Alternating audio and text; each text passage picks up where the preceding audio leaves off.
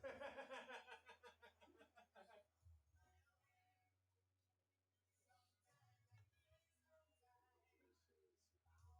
good, dude. Like they said, we get started about like. Yeah, they're not even going to start until 7:10. So yeah.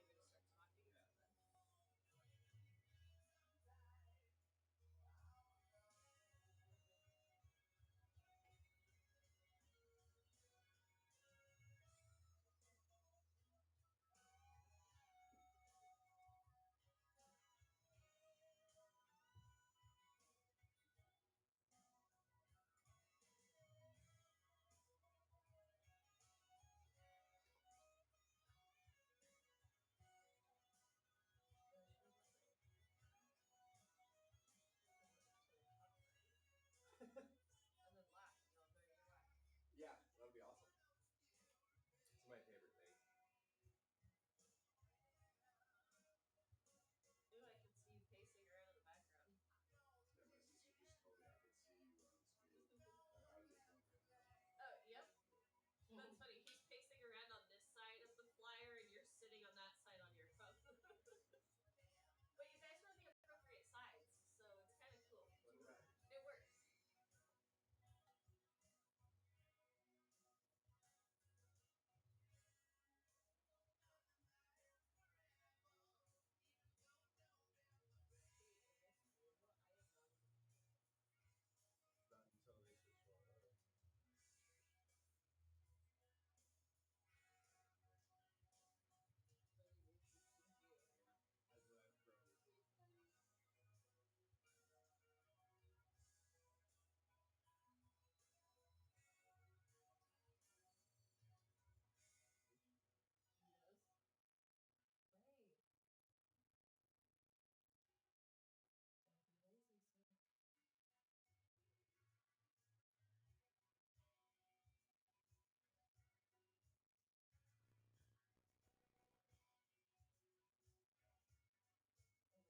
Not until they switch to auto. That's what I've grown. Hi, everybody. Hello, and welcome to another edition of PNWpoolthing. Who's the dominant beast? Welcome to PNWpoolthing. I'm Stephanie Shurtliff. I'm Jesse Johnson. This is our home. This is our show, and tonight we have for you. Brigham, Nilsen, JD Cantu, both within 2 points of each other. So really close on the Fargo ratings there. And we are playing 9 ball in a race to 13. We've got a few bucks in the middle, and I think we're ready. Are you ready? I am ready. Okay, well, let's give them the pound. Let's get it on. Might as well. It's a few minutes shy of 7:10, but whatever. Sue us. Sue us. Don't sue us. No. But also, what are you gonna sue us over? Right. You started a couple minutes before the time. This is our wacky pool show at our house, at our home, hosted by us. Can't sue us. All right, looks like JD Cantu was gonna have the first break.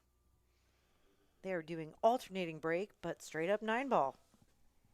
Good old classic 9 ball. I love me some 9 ball. How about you, Jesse? Oh, I really do. I'm excited about it because one thing that 9 ball has is flukes. Here in America, they call that slop, like it's a bad thing. But in like professional snooker, they call them flukes, and they're exciting moments And that are you never, unplanned. yeah, you never know What's going to happen? what's gonna happen. But we do know what's gonna happen right now, and that is JD's gonna break it up. And here we go. 8 ball in the corner pocket. Let's see if it happens. It goes. Nicely done. You're gonna get a look at that one. He certainly has a look at it, but might be a combo is all he's really got. A problematic combo at that, because he could end up leaving that 1 ball on the short rail. Or if he hits it soft, it looks like he's going to go for a safety here. Oh, that's a smart move. That's a real smart move.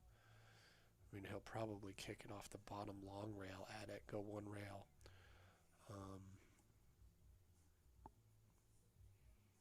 But it's going to be really hard for him to counter safe JD on this. Well, and he did put him in jail. I like how he's wearing some Vans slip-ons. Those are really great shoes.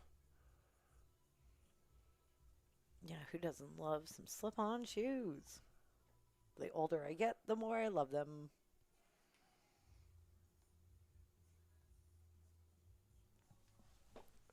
Yeah, if I ever get a pair of shoes that require shoelaces, I might invest in those laces that are elastic, you know? So it turns your lacing shoe into a slip-on. I'm going to convert them to Velcro. Yeah. All right. Well, I mean, Brigham got out of that. He made a solid hit. Right. Well, let's see if JD can roll the cue ball in the back of the 2 to do another safety. Touchy shot, though. Ooh, I don't think this one's going to work out for him. And we have our first hand flip.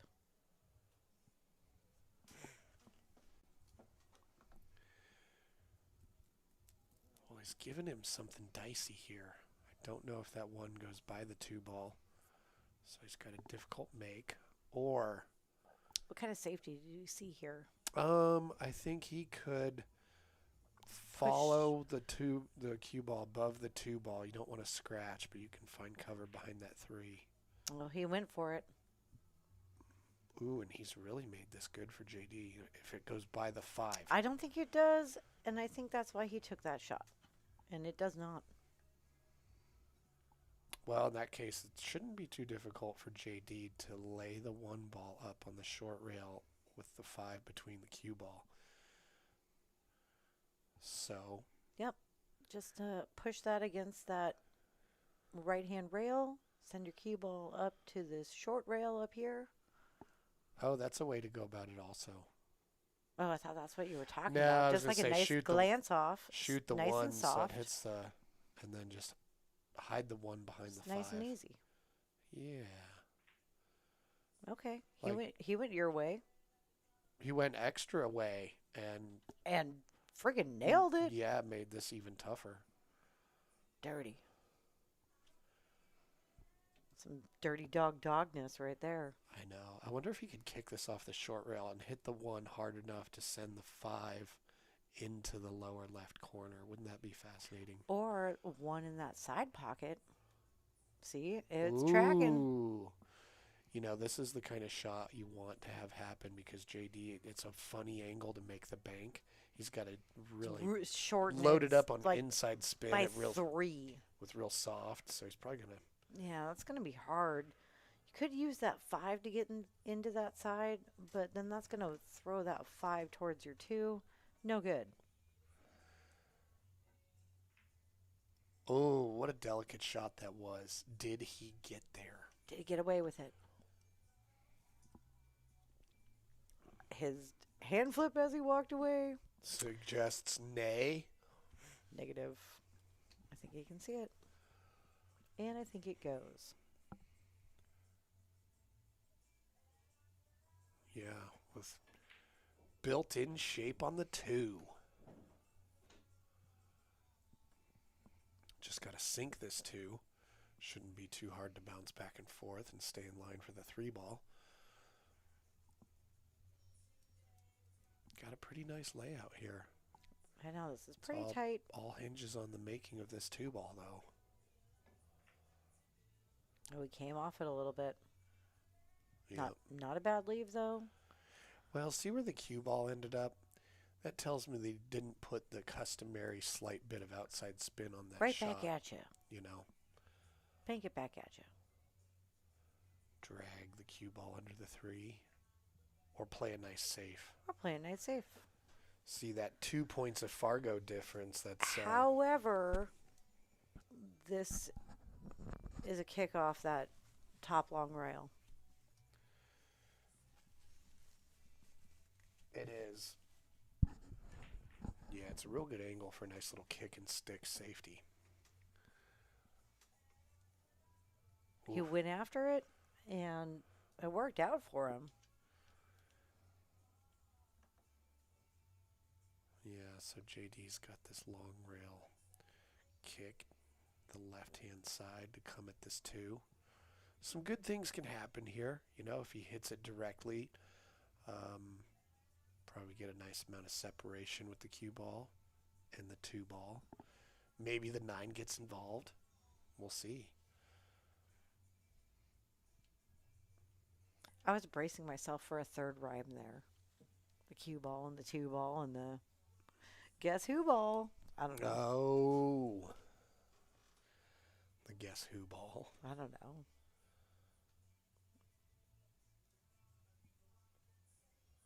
Did you ever play Guess Who as a kid? No. Does your person have a mustache?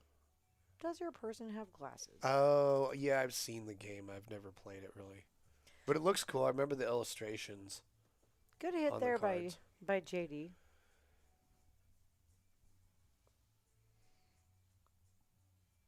Unfortunately,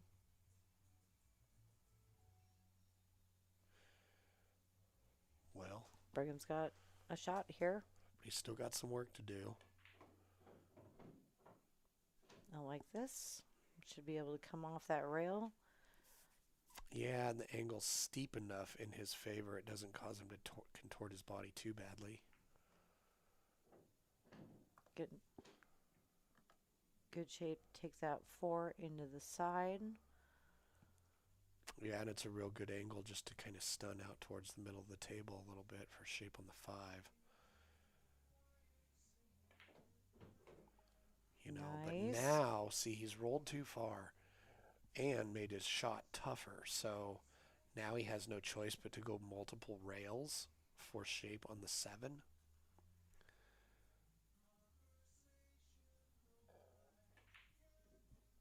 Nice. All right. Now he gets there. Okay, now he just needs to roll forward. He's gotten back in line. Nice shot, Brigham.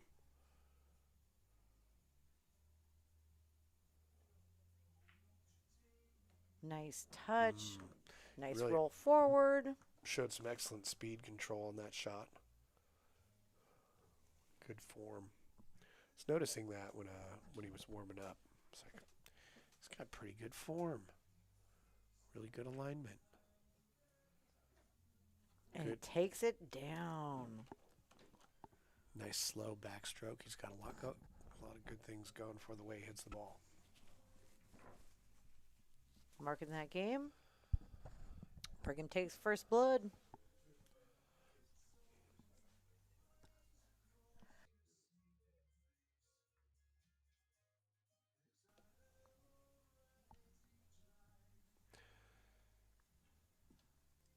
Checking in on the Eagle Cam.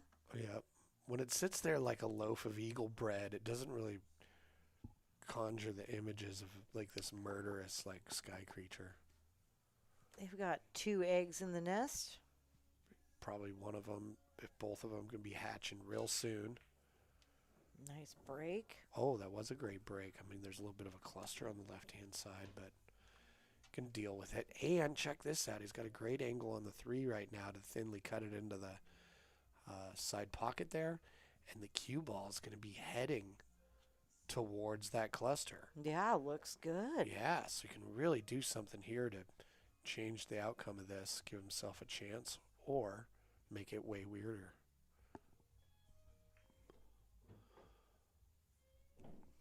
Making it weirder. Yeah. Not totally, completely weird, but weird, you know. What's he going to do? Getting a little weird. Yeah.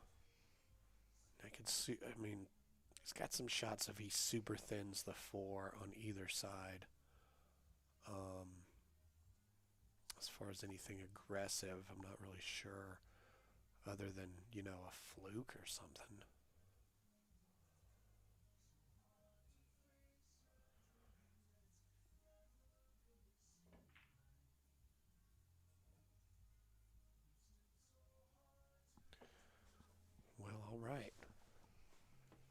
Well, that didn't work out, unfortunately.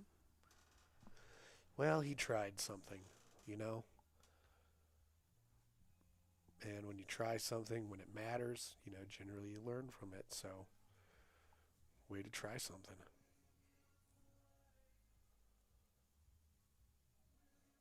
But I guess here, JD's got pretty flat on this 4.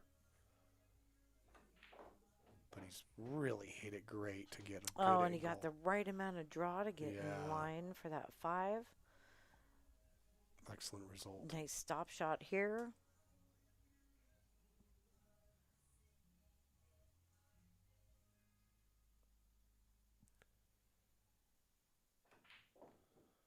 No, pull it on over. Nudge into that 8. Let's see if that ends up tripping him up. Or possibly works to his advantage of moving it over there. Because now... He did really good there. I mean, even if he had underhit the 6, the worst thing that could happen was he gets stuck behind the 8 and left him a shot where he had to move the cue ball more to get a look at the 8 after the 7. But he hit that perfectly and really gave himself... Now, he's pulled that back a little further than he wanted to. Now he can't just stop here on the 8. In fact, he might play it to the top side of the 9. I was just going to say, do you just lean into that? Yeah. Come short side on it. I mean, you can use some outside spin to kind of throw it down the rail and pinch it and hold the cue ball there. And you play it like pocket speed, and it's doable, but it's touchy, How comfortable are you feeling this early in the match?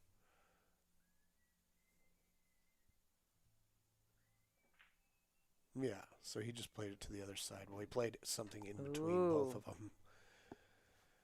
But yeah, and that was just because he drew the ball a little bit too much off the 7. Or off the 8, I'm sorry. No, it was a 7. Oh, man. Being this close.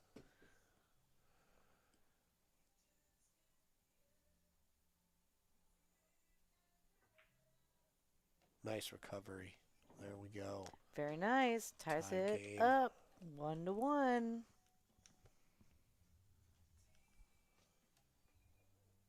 Let's check in on the deer. Oh, that deer looks so cool. He's got his hoodie on and some sunglasses for our weather we're having here in the Pacific Northwest. Yeah, it's sunny. It's rainy. It's some sun and rain at the same time. You go to that deer for some knowledge that is like very secret. You mean like how to make bombs?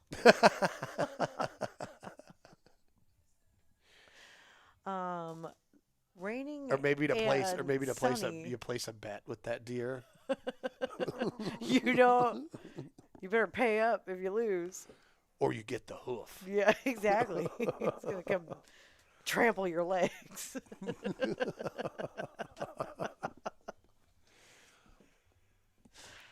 Well, we got that wing ball again.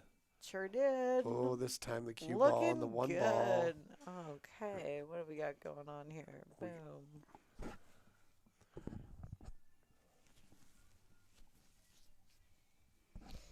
Yeah, this is looking real good. Nice pocket speed. That cue ball is going right in a great place for that 2. Exactly. It's going to get touchy, the 2 to the 3, if you plan to shoot the 3 in that upper left-hand corner. But other than that, it's all looking pretty sweet.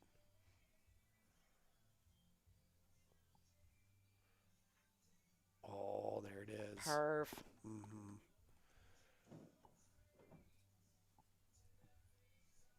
Yeah, usually on short side you have a pretty touchy position zone you're trying to get in, but on this particular shot, because of where the 4 is, that zone is a little bigger. Position zone. Is that a technical term? For where you're trying to leave the cue ball. I think it is. Yeah, that is the technical term. I mean, what's the non-technical term? Your little leave space. It just seems a little redundant. No.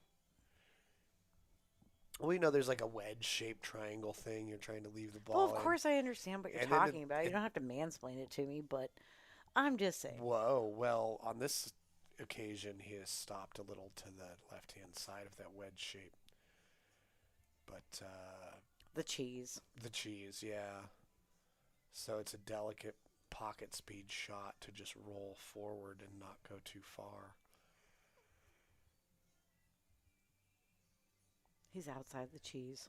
You know, you might maybe play, well, cutting into the side is an option too. Speaking of cheese, I want y'all to know this story. I send Jesse to the store. Tell him, get cheese. Red block of Tillamook. Dude comes home with a triangle of cheese of Jarlsberg. Hey, they had samples that was delicious, and they didn't have the red blocks of cheese. They weren't in stock this time. I didn't want to come back with no cheese.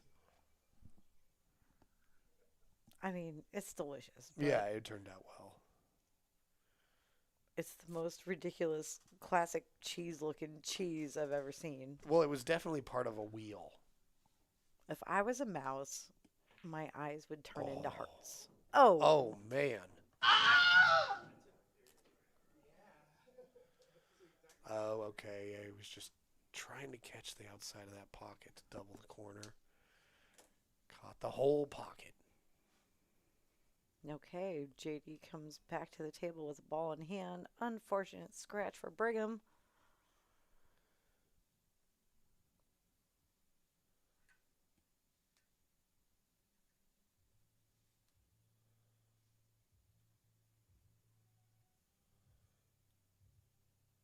Let's see if he can put it all together and get out here.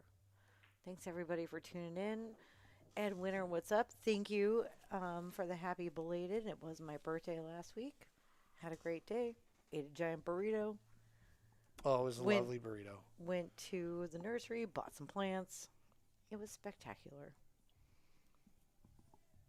We got some Brig fans in the chat. And gobble gobble, what's up, mofo? Oh, he hit that shot pretty good to get on this 8. But once again, it's one of those boundary shots where he's got to pick one side of the 9 or the other. Last time, he went in between the two. So we'll see how he does on this one. Okay, a bit more decisive on that. Okay, and you know, if you could just combine those two, it'd be perfect on both of them. What I've High noticed, confidence here. yeah, I've been that noticing he's going to be okay. on the occasions where he's had to hit the bottom part of the ball to draw the cue ball And or he to stun is. it backwards or whatever, where it's been touchy with the speed. He's been doing really good. All right, JD takes that one.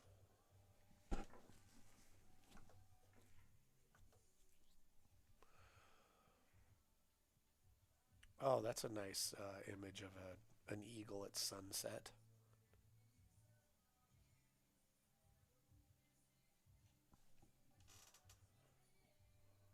Hopefully we'll see one of them eggs hatch in the next few days. Hopefully. As always, a link to our live stream Animal Cam can be found in the description or in the bio. What Yeah, in is the it? description. Description. Yep. I know the lingo of the YouTubes. All right, I let's see don't. how Brigham does on his break. He's sinking the wing ball as well. Gonna have a look at that one. And the 4 ball rolled far enough that it's not really too much of an issue when going from the 1 to the 2. Because he can hit just above that 4 ball with his cue ball.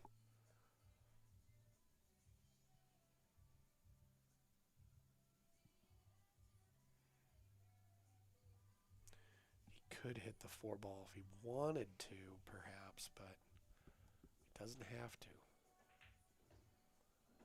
Oh, he's done excellent.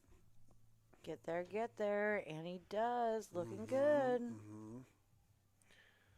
God, Got some trouble going from this to that 4-ball. Brig is hot, goddamn. Who are you? Eigen? Oh, look at that. Man, he put some good stroke on that. Oh, get there. Oh. Come on. Oh, man. That was a nice shot. He had to do some work there. Okay. He's Did a great job. going to bank it out of there. And going to use the 7 Leave for it cover. Leave it in the taint. Oh, Nice man. decision making there. Yes.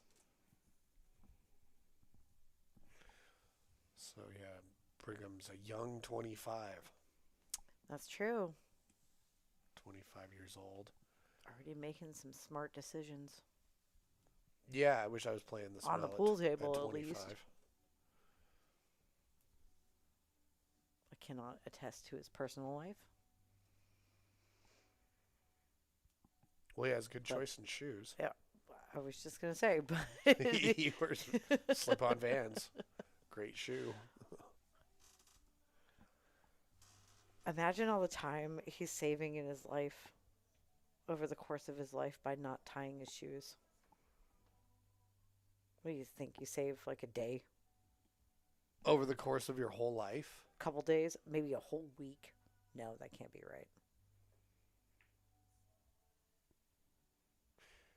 More than the time you lose from getting pulled over from a speeding ticket. Well, you tie your shoes like way more often, Exactly. hopefully. Yeah. Can't imagine you have a license long. If that was the case. Oh, nice. Got a little bit of a tricky shot here to hold for the 6. But let's see how he does. Now I got a question. If you're the guy that people do their driving test with, right? With your little clipboard, scoring them and all that. Okay. If the person shows up and like one or both of their shoes is untied, but they otherwise do great, You can't drive a car with untied shoes. That's a hazard. Yeah, you think you get called out for that? You're Definitely. like, man, you got a 95, but your shoelace is untied. I don't know. Do we have Undo the whole any thing. of the driving 101 instructors in their chat? Oh, that would be a good person to talk to. That's our local driving school here in Vancouver, Washington. Oh, look at that. He Nice hit shot. that pretty good. Oh, man. Just rolled a little bit too far, but yeah, that was a great shot. If I see anyone with an untied shoe, No, it automatically like, makes hey. somebody look ridiculous, right? well, it's a hazard. You like to eat shit? I don't like to eat shit. What if Stephen Hawking had an untied shoe, but he's in his chair, and you're like, And then it gets tangled you in think his you're wheel, a physicist? launches him out, but he's tied so he doesn't go too far.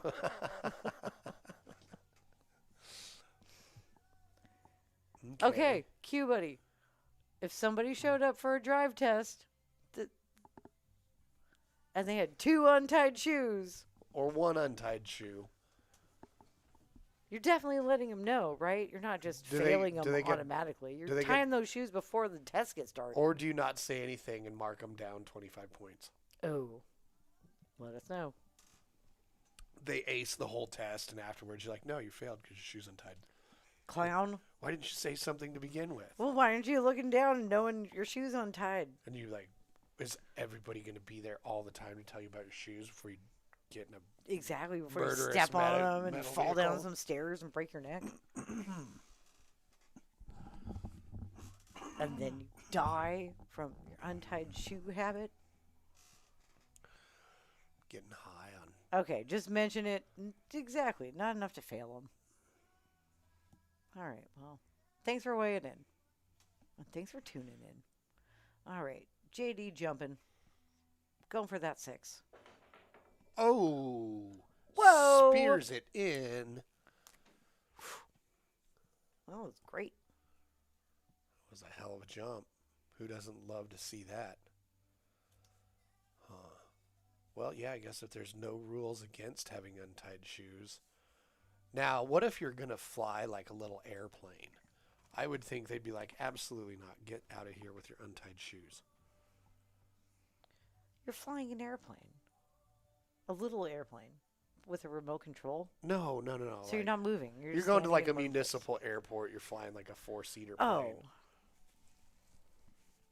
Well, I mean, technically, you probably don't even need shoes.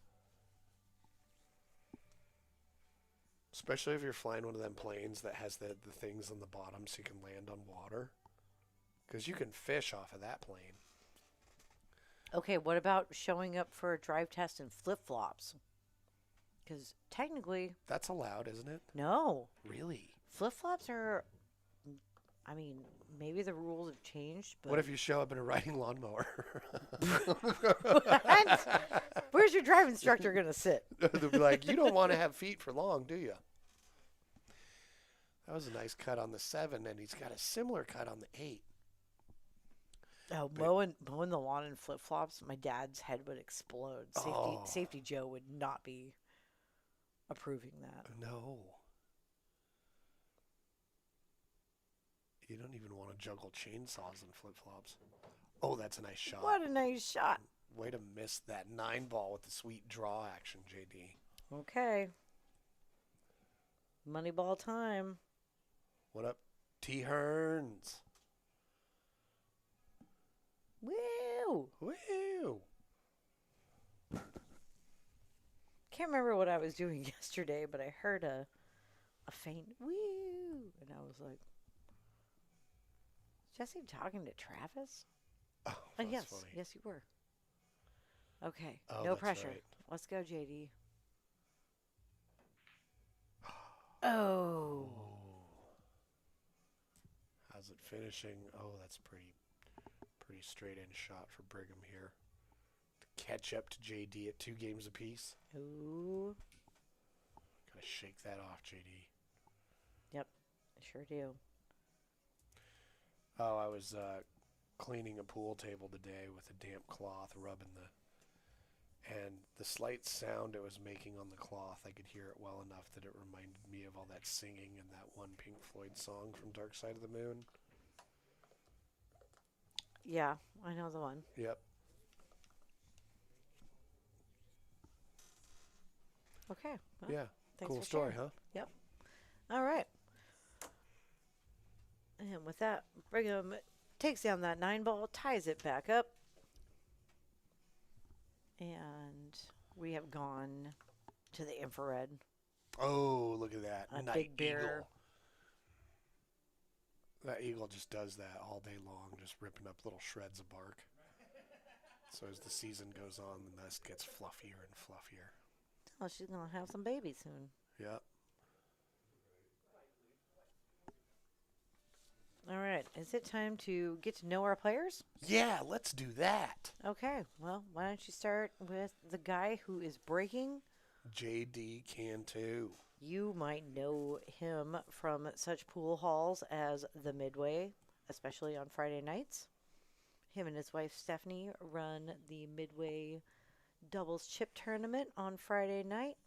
We'll be talking about that on a break, but you know it. You love it. You It's love down them. in Oregon City. Super fun. Oregon City's a great place, and it is where JD Cantu is from and lives now. Ooh, and a dry break. Yep. And, yeah, he's been playing pool 18 years for league.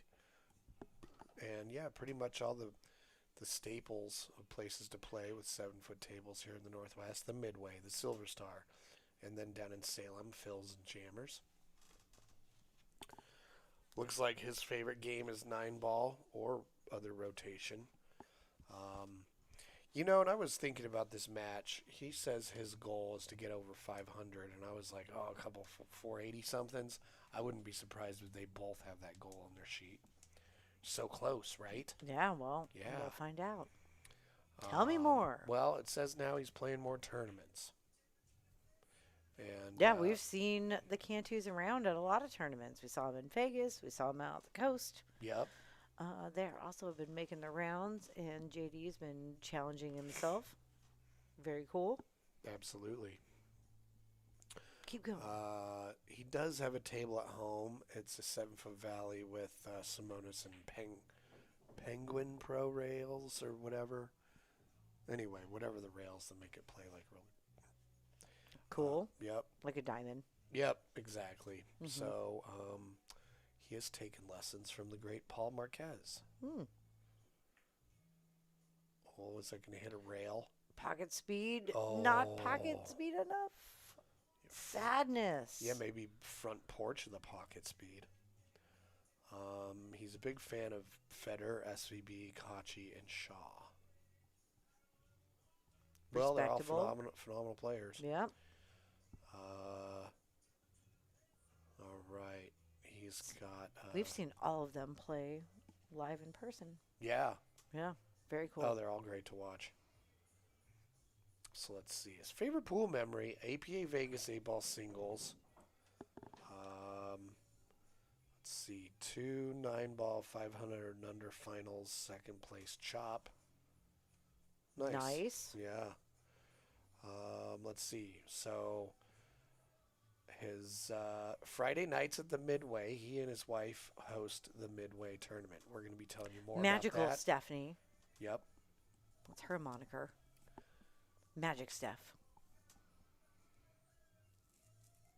Yeah, but he would also like to give a shout out to his kids, Jaron and Riley. That's right. So hopefully Jaron and Riley are watching now. Yep. Oh, man. He got such good action on that cue ball. He's been good. Oof. Good draw action all night long, you know. Rejected. But yeah, did you see the stroke on that? That cue ball really got back there. I know. Great shape on that 4.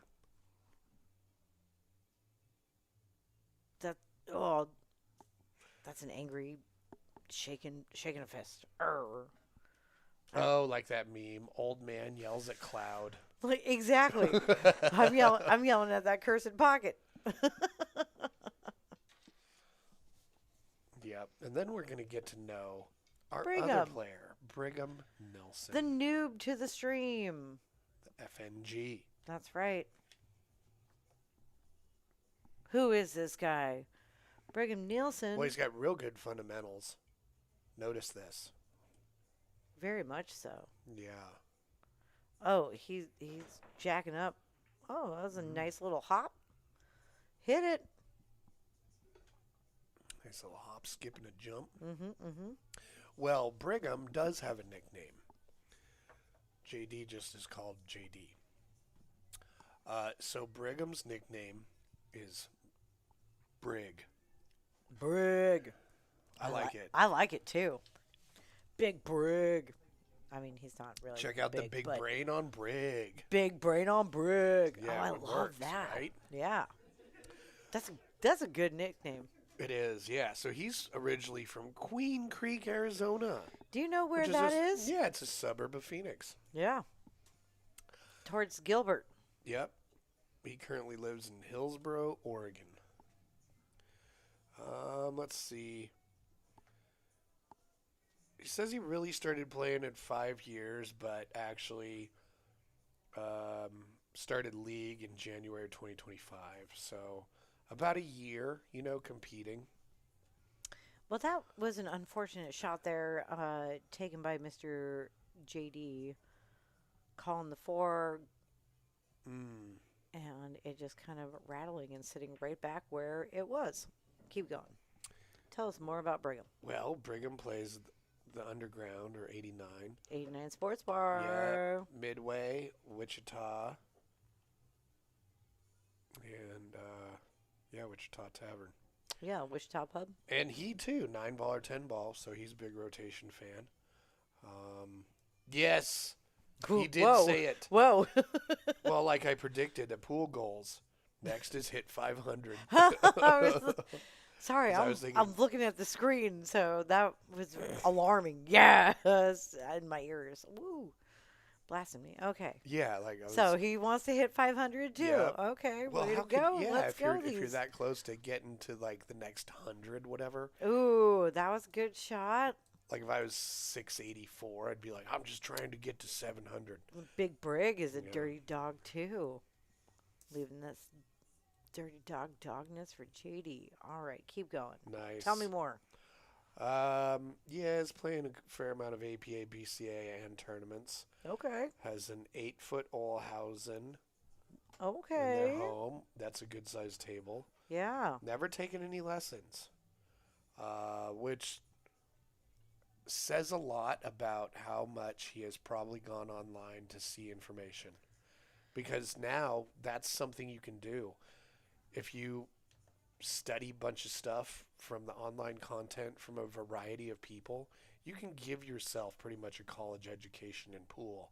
It's available for free. I know. And we didn't have that growing up. We're going to be checking out some wide shots of him, but his line is pretty. Yeah, I mean, now you can fall in love with pool, spend a couple hours watching videos on YouTube, and then spend a couple hours practicing and give yourself the type of foundation that will enable you to just continually improve forever, you know? Mm-hmm. Like not developing bad habits, where it used to be, no, you had to learn that from somebody that decided to teach you. And that is a successful save, resulting in ball in hand for Brigham. So anyway, yes. Smart. He really likes filler and SVB. How can you not? Yeah, they make the games seem fun. Yeah. Yeah. Let's see. He says he hasn't won any tournaments yet, but this has to be the coolest pool thing he has done. Oh. So this is his favorite pool experience so far. Well, man, that's a huge honor, isn't it? Wow. Oh. That's really nice. Way to make a grown man blush. I can't tell through the beard. Looks white to me. Yep. Let's see. Outside of pool, likes cars, video games, hanging out with friends. All right. Yep. Any shout outs? Yep. Thank you to his friends and family for supporting, which is awesome. Yeah. Well, Look hey, at this. Brigham. Yeah, man. Fundamentals are super brig. strong. Friends and family. Yeah, no head movement either. Probably just stop this here for the 9 on the side. So knows a thing or two Looking about good. patterns. So yeah, he's been playing. Looking good. He's picked up a Q when he was 5, but he's only been competitively playing for about a year. And he's only 25. Right. So he's only been playing for 20 years. Who does anything super seriously?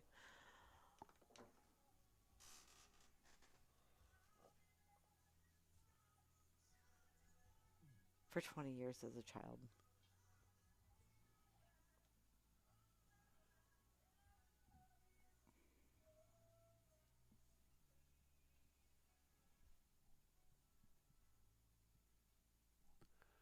All right.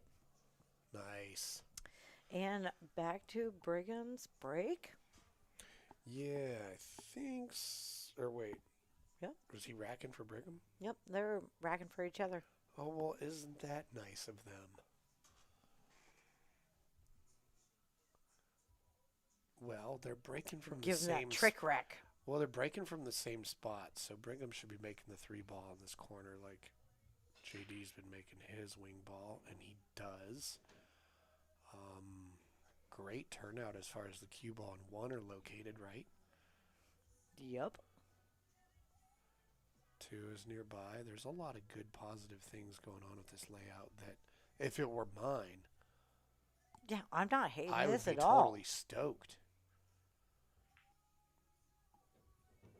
Oh, he hit that with pretty good speed. But I think what he's got to do, he's got to shoot the 4 from the right of the 6. He's got to pull this back. Otherwise, if he just tries to leave it there, getting on the 5 from the 4 is going to be really tough. Nope, he's using the rail. Yep. Yeah, now he's in a tough spot here. He's got to slice this down to this corner pocket with some inside to go back and forth and get shape on the 5, On the 5? without hitting the I 8 or the know, 9. A little tricky, a little tricky. Yep. Well, he got a great leave on that 5. And on that shot, it kind of seemed like he understood like the situation. If any part of his pre-shot routine or the way he hits the ball had broken down, that was kind of seemed like he jumped up on that one a little bit. It is not like he left super easy shot on this 4. Mm-hmm. But Although, JD's going to make it anyway. He's going to make it look easy. Damn. Okay. Now, it'd be easier to, well, you could just hit the top edge of the 5 and use the 8 to get in between the cue ball, but yeah, I'm going to say from safety this reach, here. it's a little tricky. Or, I mean, if you go for it and kick it, even if the cue ball stops, you do have a look at that 6 if you're feeling aggressive. Right. Be aggressive. Got to be you don't have to be aggressive. Well, when the 5 it's is only 3-2. when the 5 is frozen to the rail, doing the one rail kick, it's a little bit Brigham's not on the hill or anything. right. It's a little bit touchier when the cue ball's stuck to the rail to do the one rail kick. Just a nice glance off it. Get that cue ball out of here. Goodbye. Ooh. Oh, goodbye. Oh. Into the drink.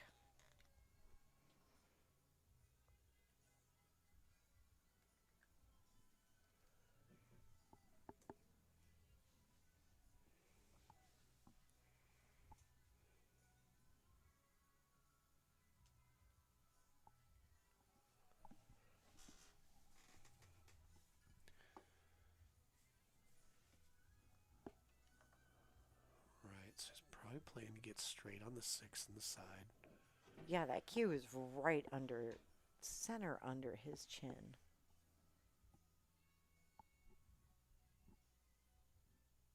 Really good for him. Mm-hmm.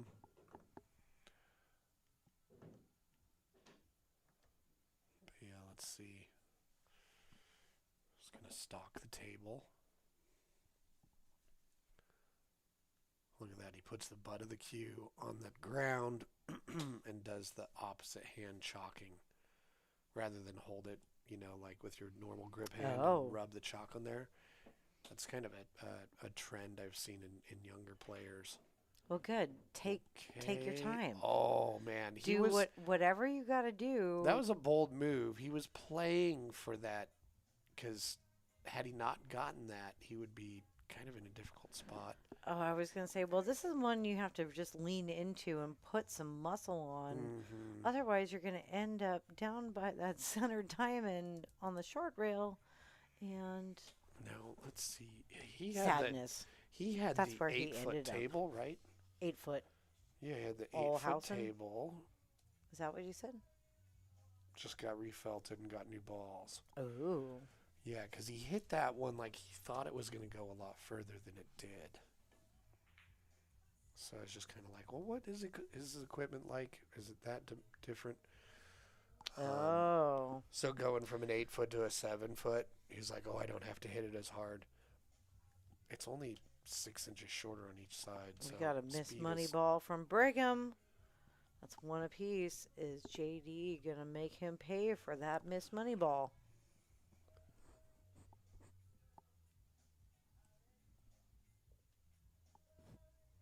Redemption.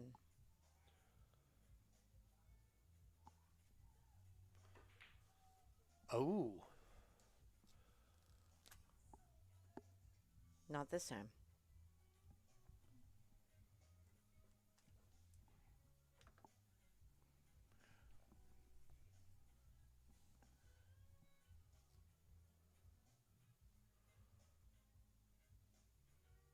Redemption for Brigham. He didn't even hit the 9. I don't think so. Oof. All right.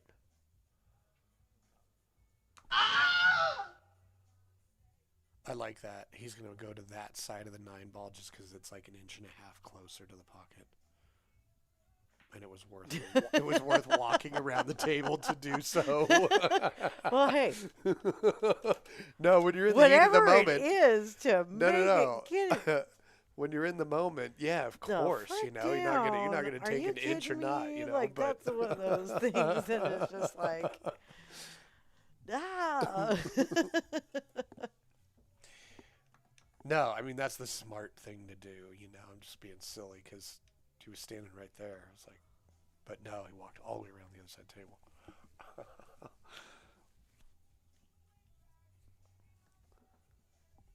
All right, he's breaking from the center this time. Interesting. Okay. He's been making the wing ball, so I wonder why Switching the it change. up. Ooh. Oh, is he playing for the one? That would be interesting. A lot of movement on that 9 Yeah. compared to previous breaks. Unfortunately, dry.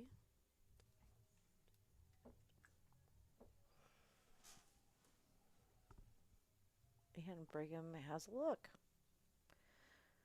2's a little buried. Oh, look at this draw. Is he going to get there? Ooh. Hard See, to tell. That's the type of shot I mean, you JD's can see been it, shooting but really well tonight. Can he see it enough to make it in that top right He corner? can play it, and he can see it enough to play a killer safety. I know Well, that. totally. That's what he's And chosen to do. Oh, I was just going to say, don't go in the side. Well, if it did, I fortunately. mean, oh, yeah, three that is 3 open. was right there. Ooh, Looking this is looking a little, tasty. a Okay. little tricky. He'll probably kick off the right-hand short rail. Or Oh, is he going to jump? jump Oh. and make that 9. Let's go. I mean, might as well, right? I mean, if you're going to jump at the 2 and it's near the 9, might as well make the 9. Okay, we got Brigham at the table watching.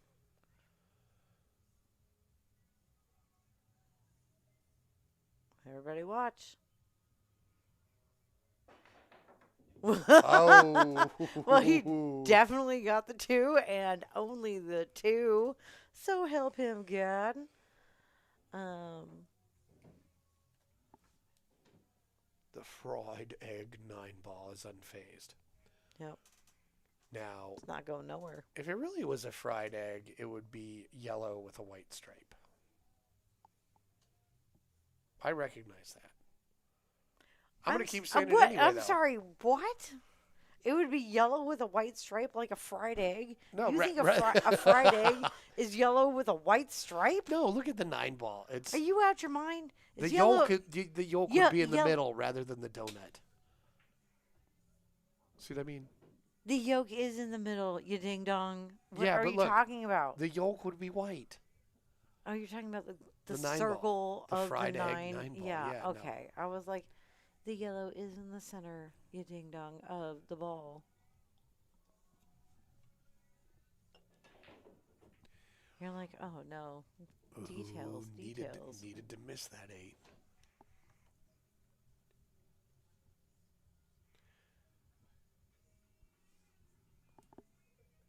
Okay, I'm real curious to see what he does here. So this is one of those shots, making it low percentage shot. So if you know a way to play a safe on this. Oh, it's just going in. 9-ball. In a way, that kind of works out Brigham for keeps JD a little shooting. bit because there's not a whole lot to be done with this unless he comes up with some sort of clever. Yeah, 6 in the side. Off of the Right. 7. Let's go. But it is, one of those shots. It's a little bit of a tightrope walk, and that's how JD gets back to the table. Well, you missed the 7 part. Yeah. You need to go into the 7.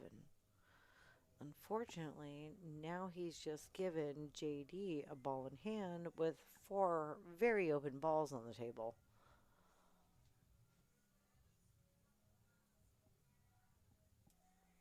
This could blow up in his face.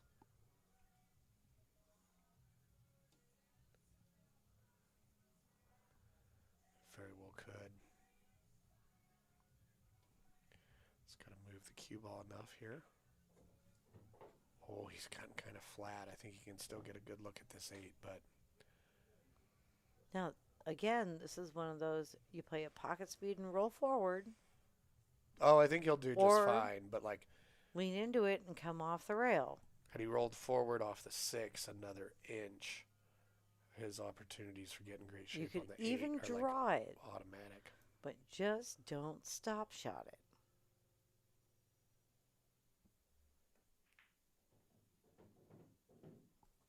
Roll forward. Yeah. Just roll forward off this 8. You're in a great zone to make the 9 and the pocket the cue balls right by now.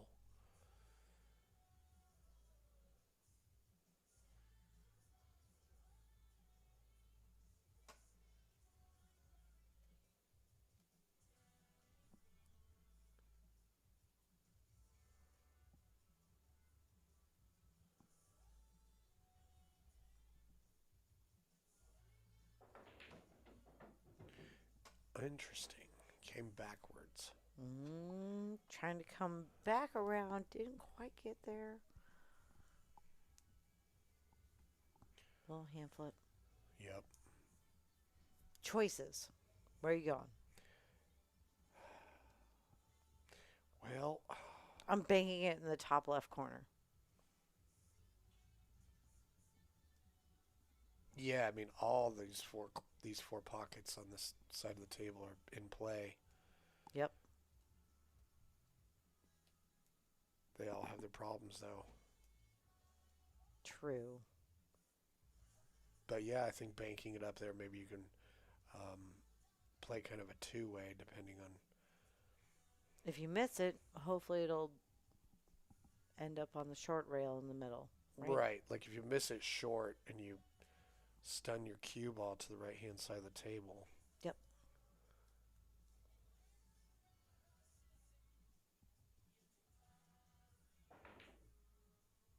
Oh, that's what he tries to do. Oh, that's Keep going, keep going. quite a bit too much action there, and he has sold out.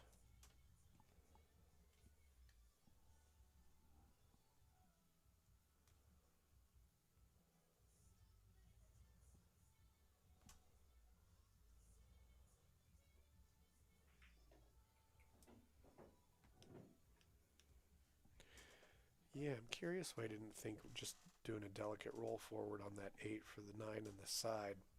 Because it seemed like he was really looking at it, and then still chose to come backwards on that shot. That's and true. They're going to take a break. Okay, so we're going to talk about some stuff. What do you want to talk about first, Jesse? Well, let's talk about the Friday night Scotch doubles tournament at the Midway that the Cantus host. And man, they do a good job, and boy, is it a fun event. Yeah. So grab a partner, come on down, play some Scotch. Do-si-do around the pool table, motherfucker. Yeah, it's a really good time. The whole environment lends itself to just having a good social time. People are interacting. It's a lot of fun. Yeah. We always have a great time when we're down there. Staff is great. Food is good. Mm-hmm. Your tournament directors are awesome. Always a good turnout. So, Friday nights.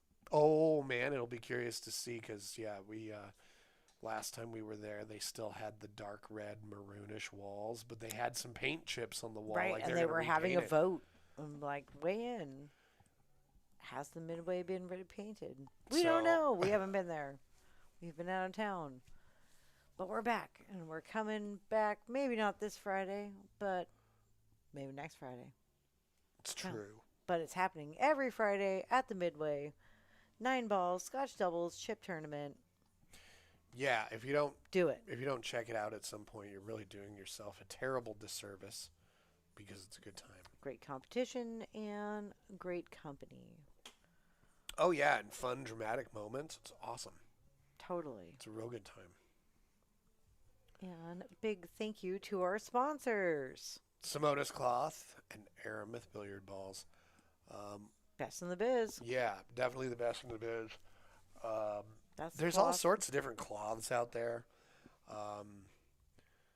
Like your new Teflon cloths, which are designed to play like the same no matter how high the humidity is and whatnot. And it's like, I get it, that's cool. But, yeah, it plays like a 3-cushion table or something like that. Your ball never slows down. It doesn't stop. So people can just tap the ball and get it to go all the way around the table. And I'm like, have a good stroke to get around the table. But Okay, well, I'm going to shut down this rambling. And thank you to our sponsors, Simone's Cloth and Aramith Billiard Balls. it's true. This guy, making lights Yep. all the time. Do you need pool table lights? Do you need a custom light for your home? Do you have a pool room or do you have several tables you need a bunch of lights for? Or you can make all of your lights. Hit him up. Yep. Make your pool table lights all day long. You can see some examples here on the stream. Yeah. At Sam's Hollywood Billiards or Silver Star Saloon and more. Oh, yeah. I just finished a batch of 8 lights. Exactly. They'll be out there. You'll see them in the wild. And thank you for supporting us and check out the Boom and Freezer show. our if you're community. Into a pool podcast. Also on YouTube if you like to just watch. Right. But it's hosted by Scott Frost, the Freezer, who's in the world. He's in the One Pocket Hall of Fame. He's won the One Pocket at Derby City. He's like 14-time Arizona State champion. I mean, you know Scott Frost anyway.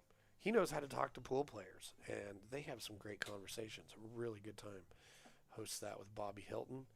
So check that out if you want to listen to good pool conversations from the best.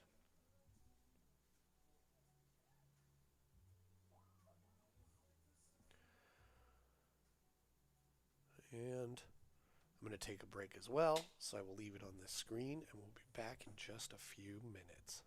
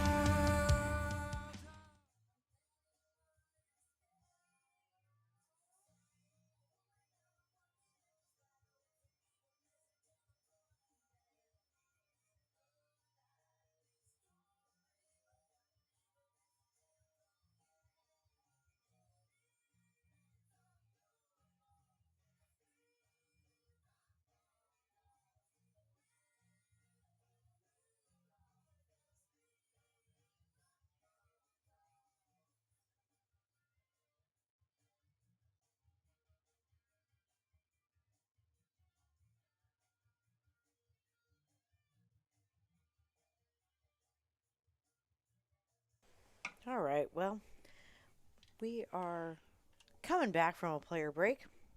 And look at that nice eagle.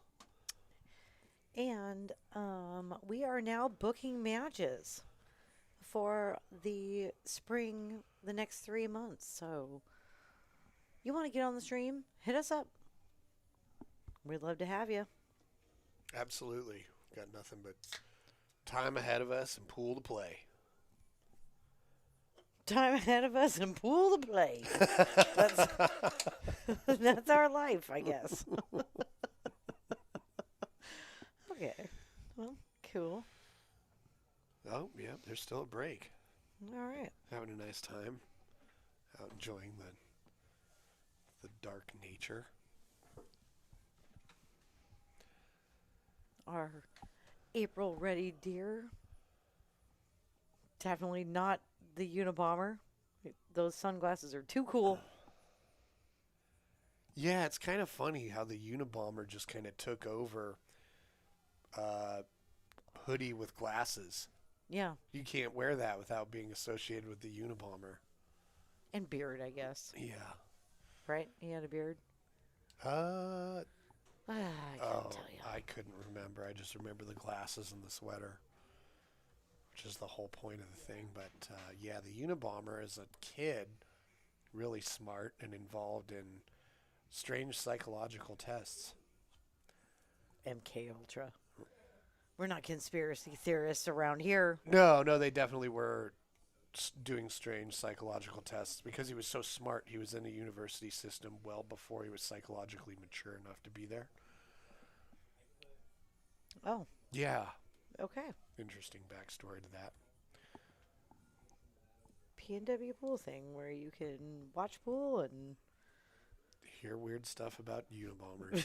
right? Well, sometimes we dress our deer like one. Well, and I mean, sometimes we're talking about aliens. Hey, speaking of aliens, in the 3i Atlas update, I heard it. I read. I didn't hear. I read that it completed a slingshot maneuver around Jupiter, Uh-huh. and it's heading back. Oh, it's heading back? It's heading back towards us now. Oh, that just made things weird because I thought it was going to do a slingshot around Jupiter to leave our solar system. No, it's slowed down. It's still in our solar system. So it's using a good chunk of at least one orbit or more to slow down. to then Who knows? So they just launched the Artemis missile. Oh, scratch on well, a they just break. launched a rocket to go circle around the moon. Yeah, I watched the trajectory on that. And Yeah, it's got kind to of circle the Earth crazy. to slingshot around the Earth to a couple times. Yeah, so that's interesting that 3i Atlas is using Jupiter to do the same thing now because I thought it was going to just bend around it and take off, but nope, it's heading back. It's getting weird.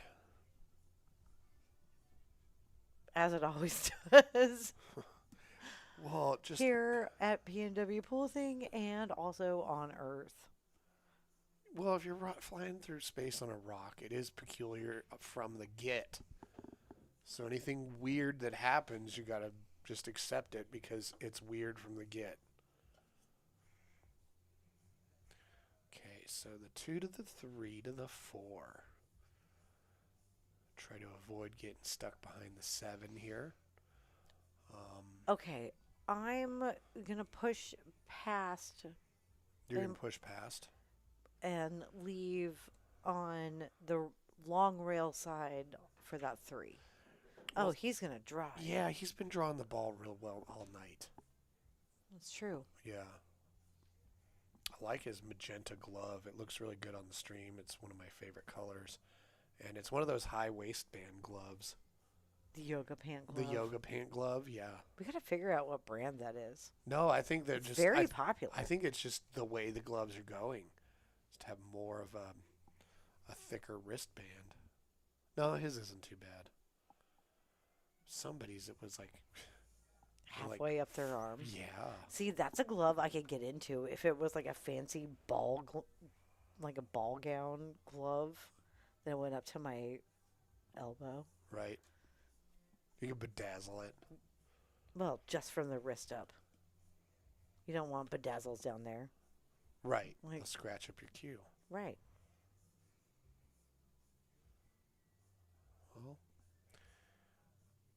way he's been hitting the bottom half of the ball, I wouldn't be surprised to see him swing around that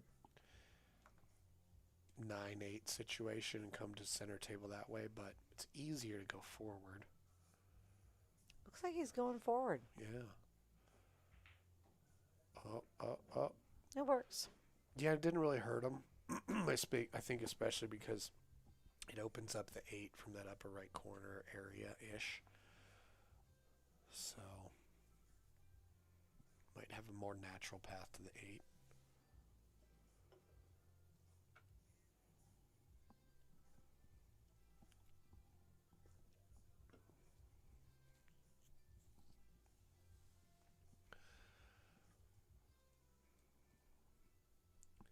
But you can probably understand why he's taking his time here, because nothing's like necessarily supernatural to get shape on the 7. It all involves a little bit of work where you've got to get something just right.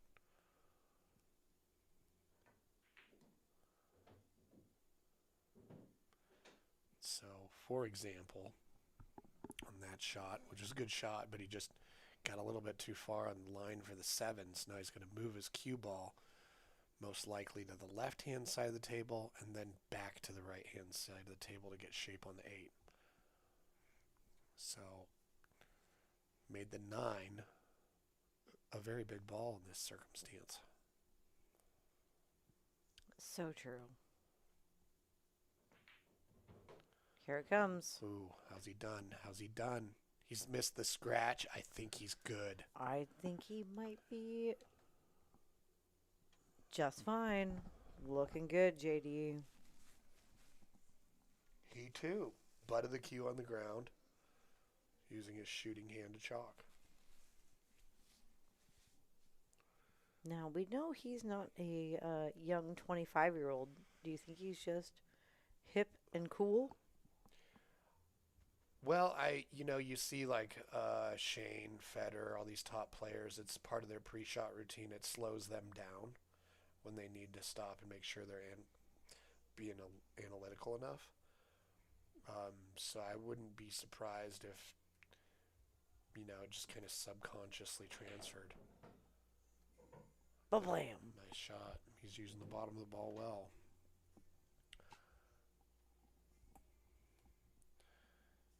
Yeah, like me, I'd toss my cue up and spin it. I picked that up from a player I grew up watching in Vegas as a kid. That's how I know that, like, watch out. Oh, he's spinning his cue. He's feeling it. He's probably shooting lights out. Oh. No, JD, no. Well, he didn't have to put bottom on it, so he wasn't as accurate. I'm kidding, but yeah, he's been hitting draw shots so well, and then those key things. Is that the second money ball he's missed? It's actually the third. Oh. And Brigham, with the still head, sinks it. That was a pretty consequential 9 ball for him to miss. It sure was. Mm-hmm. But we have a lot of pool to play. It is a race to 13. We are just getting going here. So he's got plenty of time to make back up. Plus, this is 9 ball. Anything can happen. You never know what's going to happen in 9 ball.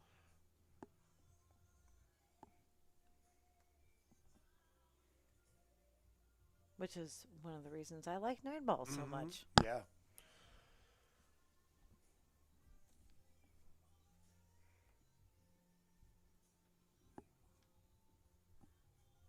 All right, looks like JD is going to be taking it back from the side.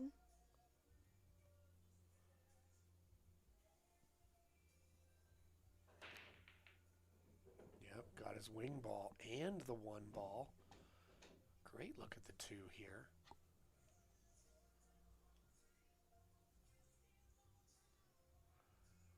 I'll be curious if that 4 passes the 6 into the upper left.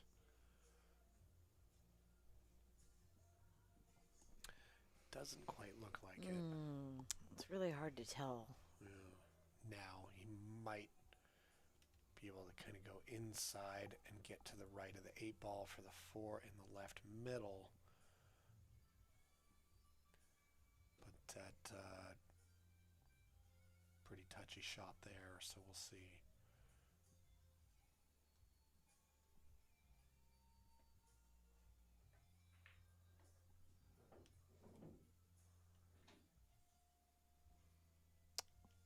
Ooh, we're going to see a combo here. Ooh, I love a good combo wombo. This looks good. It does. It looks straight enough also that if you make it, the 4 isn't going to drift very much. So I agree that the yeah. energy is going to transfer and probably leave that 4 in alignment. Yeah. So you got to play cue ball still, though. don't lose it. No, maybe it wasn't as good as we think it was.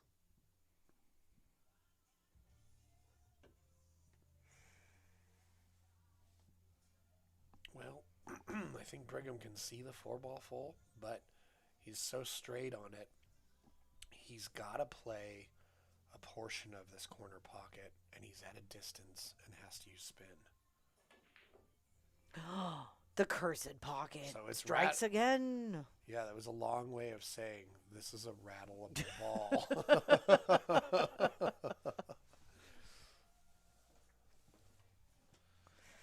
Yeah, it was just like a perfect Jingle storm. jangle. Perfect storm to rattle the ball right there.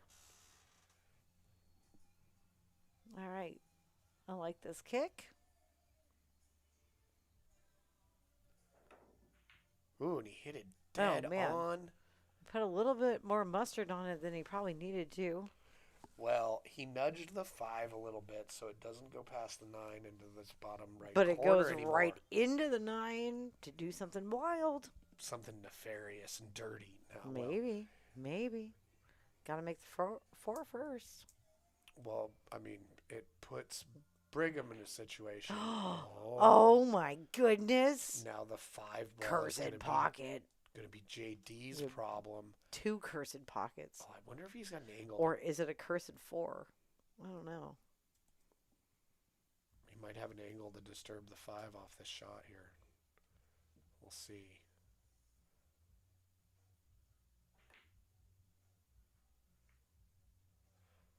Oof.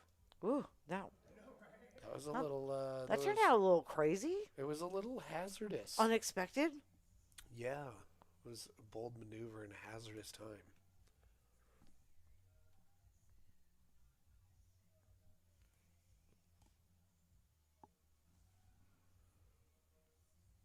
Okay, well, Brigham has a good look at this. Well, we'll see what kind of pattern he plays here. Ooh, kind of close to that rail. Well, I would think he was trying to pull it back to make the 5. Goes past the 7 in the lower right corner. But he's gotten a funny angle on it that's going to make it tough for him to get an ideal shot on the 6.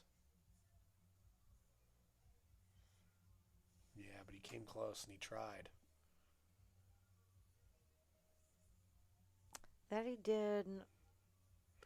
You know, judging by where the cue ball is and how that shot went, he was trying to play it full as possible to slow his cue ball down. So he undercut it. Yeah. But had he cut it enough, probably would have hit the 6.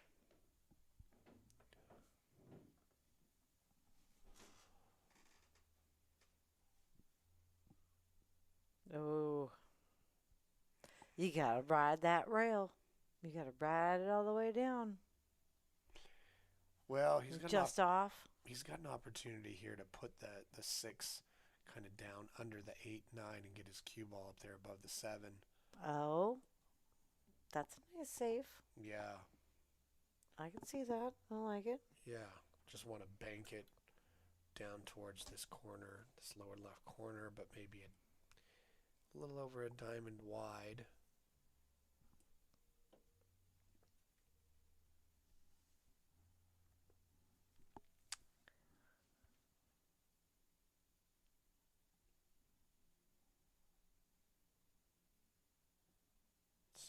goes here. He might have something great. Oh, he goes for the make.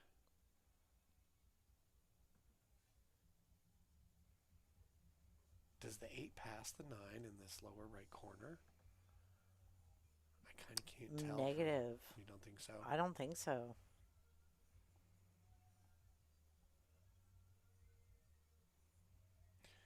I just don't think so. Yeah, in that case, it's not worth taking on the 6 until you get a shot on. Maybe, but I still don't think so. From the right angle, maybe. I don't know. So hard to tell. But from this angle, you don't have to beat the 9. So. All right. Nicely played.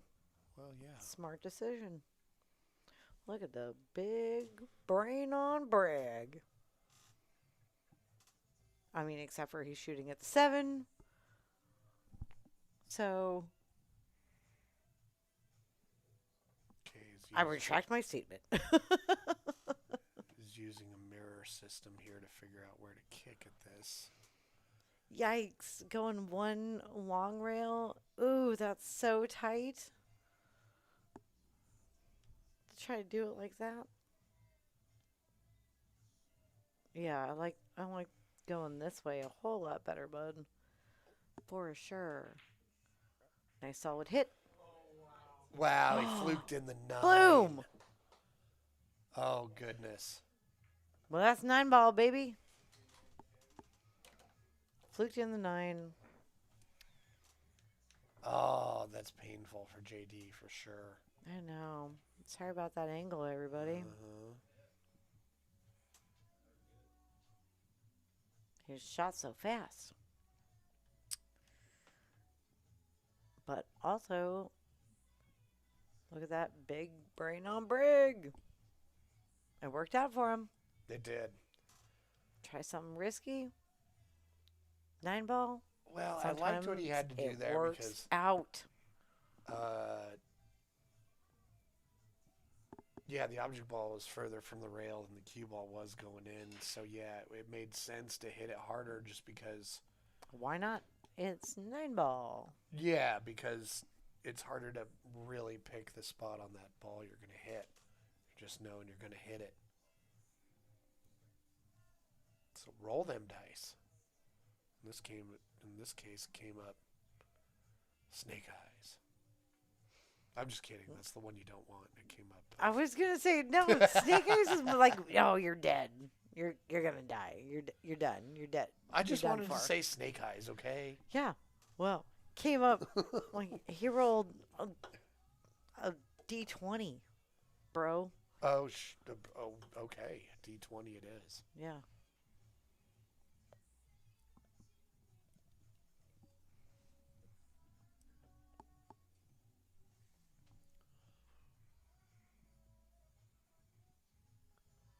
Yeah, like his glove is just a nice pink blob. Oh, magenta blob. Just missed that one. Just missed it. You can tell that it's a nice pure magenta by the fact it just looks like a blob because cameras have a hard time resolving that color. Well, it's because that color isn't real. Well, they're just like... Your brain just makes it up. The camera is right? receiving equal amounts of blue and red information, and so it's overwhelmed. So you just see a blob.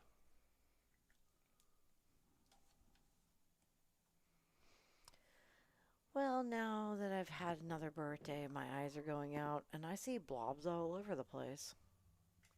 Everything looks like a blob.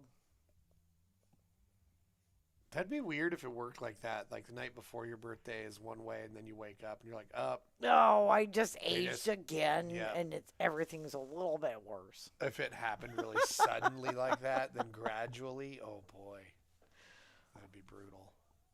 Can I just get all my yearly health things out of the way the day I turn the next age?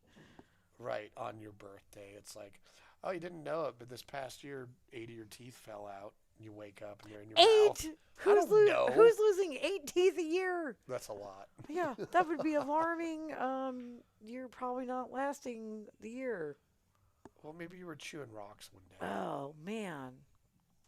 He was on a good run, left himself good, and just caught the nip on that one, on that 6. Well, And in that run, let's see if JD can take advantage of that error by Brigham. he's got a big opportunity here. Because you can slice this in and get the cue ball down there into the 8, making it a two-way shot. Oh. Still a two-way shot, though. Yeah, This is no, it was almost. What if we made them both? That would have been cool, too. this 6 ball is no party town picnic. No. Party Town Picnic? Oh, you don't know what I a good wanna time go. a party town picnic is? Like that sounds like fun.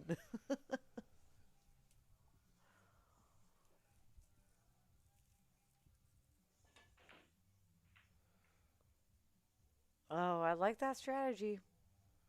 Just blast Un- everything and There were so many things down there by that pocket. It was a good try. swing for the fences. However,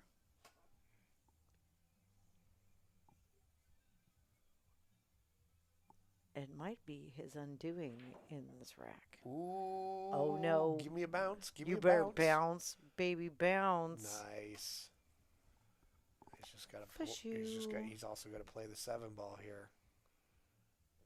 7 ball needs to hit the 8 and roll forward a hair. Yeah.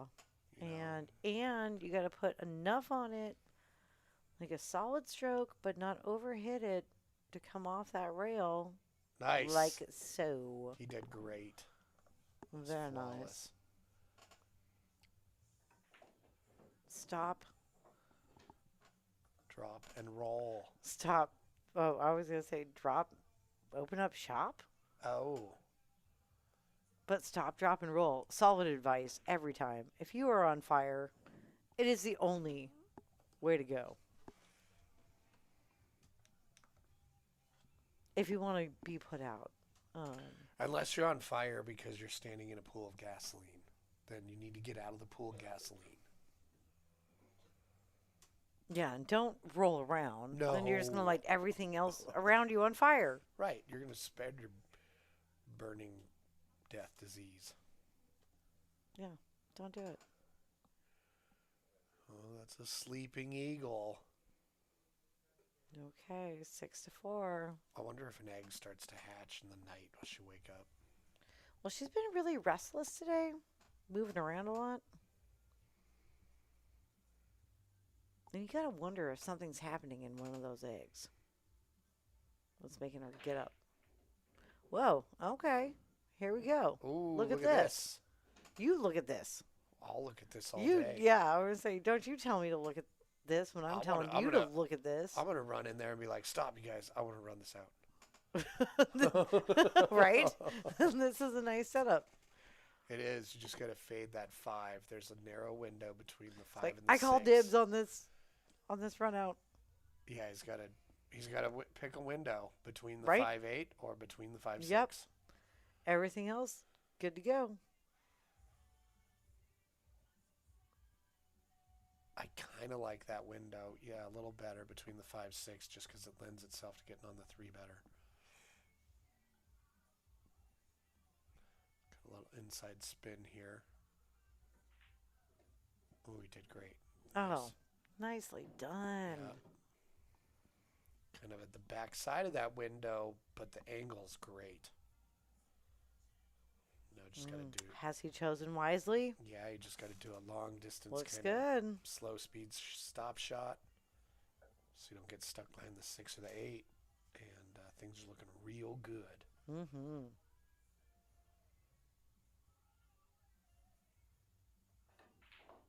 Oh, nice. Noise. Yeah. Cue ball didn't even twist more than a quarter of a turn. It stopped dead.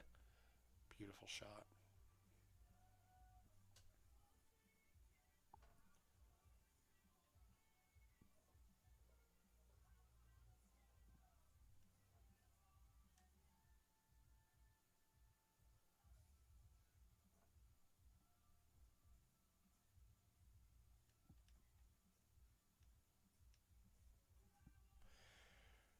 I'd really like to just kind of do something simple, like make the 3 and leave the cue ball there, but that angle you get on this 5. You got to move either back or forward. It's really touchy.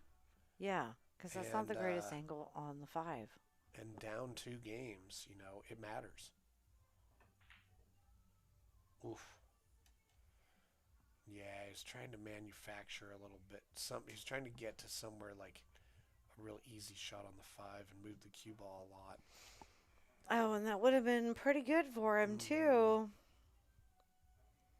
If it wasn't for those meddling pocket. It's more like the cursed pocket. It's a top left tonight. There's always one. Oof, look at this shot. That was really nice. That worked out extremely well. Yeah, it did. Nice position. Okay. Draw here, forward there. Bing, bang, boom. Let's go. Yeah, I could even stop it there. Ish. Yep, this is pretty nice.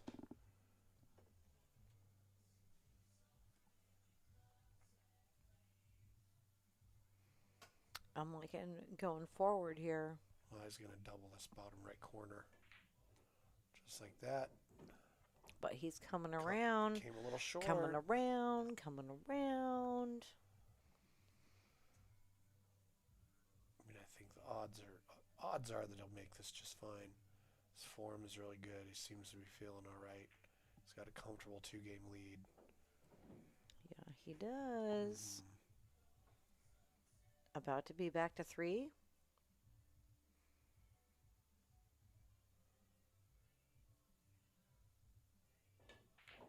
Yep. And it is. Yeah, he's having a lot of success with his good fundamentals that he's achieved at a young age. For real.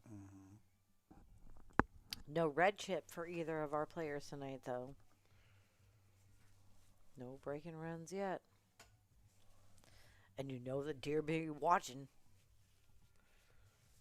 That deer looks like it's selling breaking runs in an alley. I got you breaking runs. I got you breaking runs. They're just waiting for him to lower his price.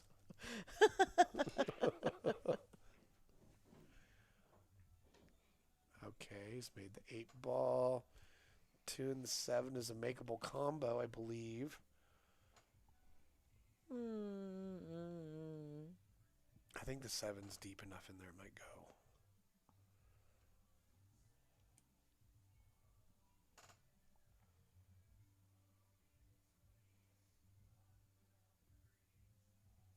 I don't think you're wrong. I just don't. You got to shoot it from like over by the 4 so you get the collision-induced throw. If you get back anywhere on the right side of the table, it's a nice, easy carom. This is true as well. But if the 4 is in your way... Now you're going to take the combo and actually, give us a little hand flip. Oh, I've seen it. If you kick the 2 from the short rail, that makes the combo go even more. I was just going to say, if you come off the rail here... And then the 2 comes down to the lower right corner. Ooh, that's tasty. Let's go. Yum, yum, yum, yum. Yum, yum. Kick at this. Oh, it doesn't go in. Oh, no. And the 2 goes towards the corner anyway. Sadness. But, I mean... For Brigham. Yep. One man's sadness is another man's extreme pleasure. Ooh, and he's got a shot. He's got a shot. Okay. But that 5 wants to keep the cue ball right around there somewhere, and that's not where the 4 is. And it's not where you want to be for the 4. So what's he going to do? Put some mustard on it and some top. Nope, he's going low. And mustard. I'm kind of surprised. Okay, so he's down by 3 games. He had a really strong opportunity there to do nothing more than a stop shot and leave him hooked behind the 5, which I kind of think earlier in the match he would have done when they were more, when their scores were more even. Right, but now But now you think, he's under the gun. yeah, and so he's getting more aggressive. Yeah. So you start missing those opportunities, you know? Right. So, Okay. Well, I'm I'm glancing off this 4 and I'm playing the 7.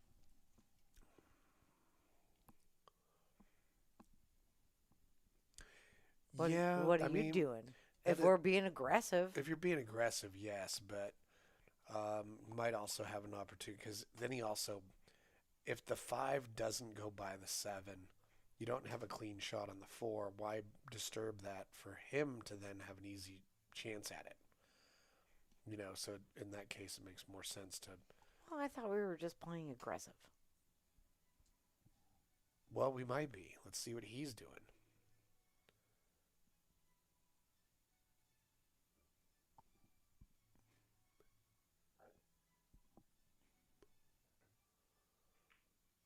No, he's trying to hide behind it, and look how good he did. Oh, Man, that was awesome.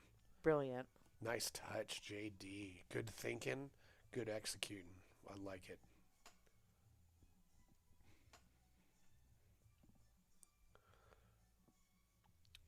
Playing smart.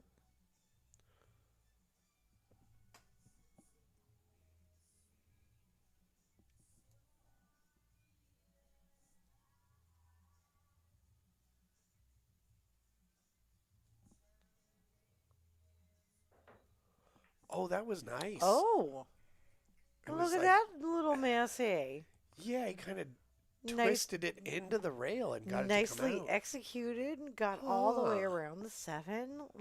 Yeah. Like a tip of the hat to you, good sir. Yeah, I'll even put a feather in that cap. Like that's one cheerio.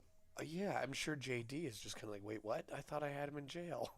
Seriously, Because I thought he did too. That shot was, that's a huh, jailbreak for sure. yeah, raised my eyebrows. That was cool. And you know that's saying a lot because Oh, those things are heavy. I know, man, for real. Got this new app on my phone. Every eyebrow lift I do It's gives me another minute of like it'll unlock an app that requires scrolling. So I go do eyebrow lifts in front of this app, and then I get minutes to scroll on social media. oh, is that you're training minutes for minutes on lots of things these days. Mm-hmm. I know, right? One day, yeah, I feel like he did just use like a cheat code on that.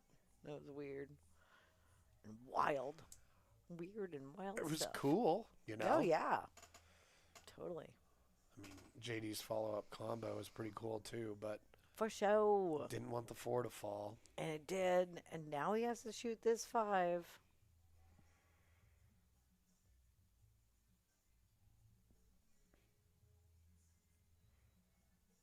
which is not what he was playing for. Interesting. I'm not sure exactly what the shot he was trying to do was. I am also curious. Because I can't Because you think had of. an angle on it. Yeah, it was off the rail. Yeah, it was going to be a tough shot. But that was, Well, I mean, all you had to do is make it, and the cue ball is going to drift down in between the 9 and the 6 to shoot the 6 in the lower middle. right. Um, That's what I was thinking. Has but, you know, it's possible that the speed, he thought that he needed to hit that out. You know, maybe it wasn't comfortable for some reason, and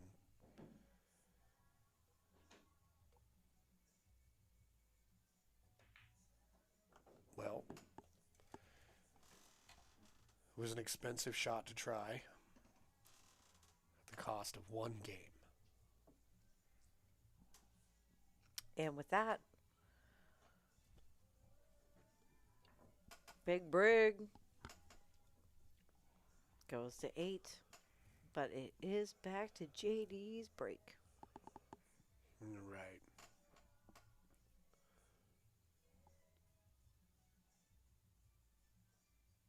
Looks like he's going to go from the side again.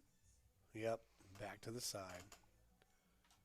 He's been making his wing ball, but I think he tried that center ball break just because he wasn't getting any luck with a shot after the break. Yeah, I've been there. You gotta Yeah. switch it up a little bit. For real. Okay, here we go. Magenta glove.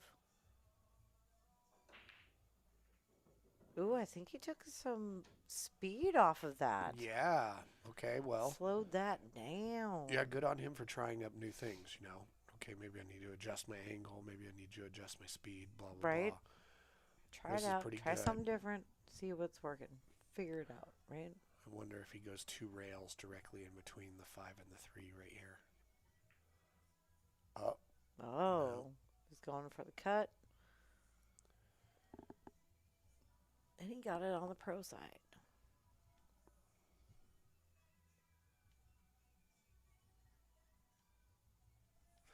Pretty touchy shot here. I'm excited to see how Brigham shoots this.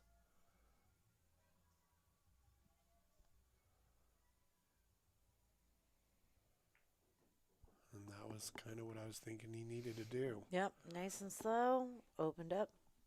Well, another kind of Got a good thing you angle can on that too. evaluate a younger player by is how capable are they of hitting the ball really soft with control, because Exactly. usually it takes a little bit of maturity to develop those slower speeds and those touchier shots. So it says a lot about what a student of the game he is. Well, I mean, maybe for dudes and young dudes. Oh no, if you're like I'm just saying, like, you're right. You're right. There's probably I'm a some lady and difference I'm not real strong, so I'm not gonna be like just hitting everything really hard because I can't really hit hard. It does me no favors.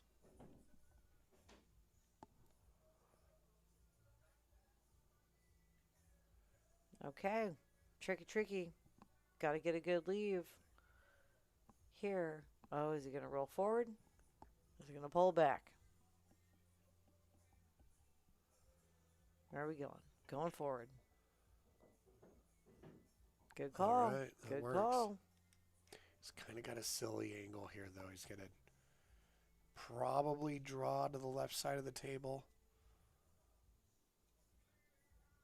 He might also follow 2 rails out of the lower left corner. There we go. Boom, boom. Here we go. Where's it going to end up? On the 50-yard line almost. Just a little bit past. Maybe like 45.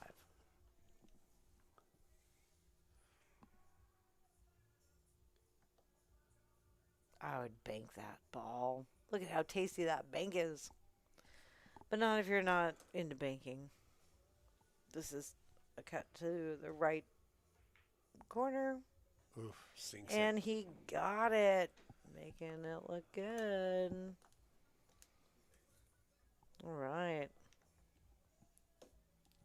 Nicely done. Brigham goes up 9-4 on JD Cantu. And it looks like we are taking our second break.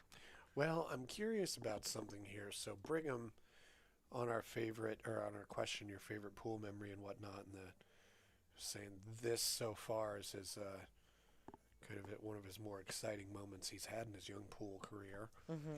To think about like where he's at mentally because of that, whereas JD has been here before and he's older and whatnot, so the volume is a little bit turned down for him.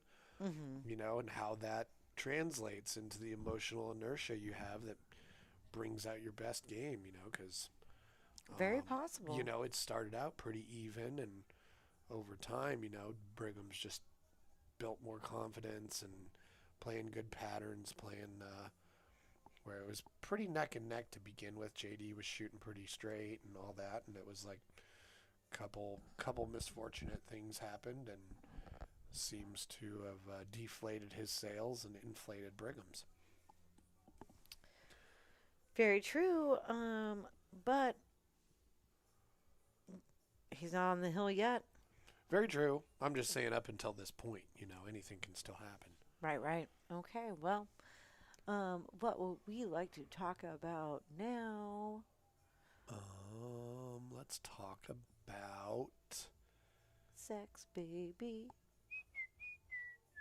Oh, that's Do you need a a, pool a, table, a little 90s. Oh, or yo, do you like to play on nice pool tables? try. Oh, I just switched. What are you doing on Saturdays? Everybody, go on down to the Silver Star Saloon here in Vancouver, Washington. Join Ed Winter, your TD, on Saturday nights for a Fargo reported 9-ball tournament. It's a good one. Lots of good players show up in there. Lots of You're go- tables, lots of you're gonna have room. some good challenges. The food is good. Drinks are good. Yeah, no, good spot to go play.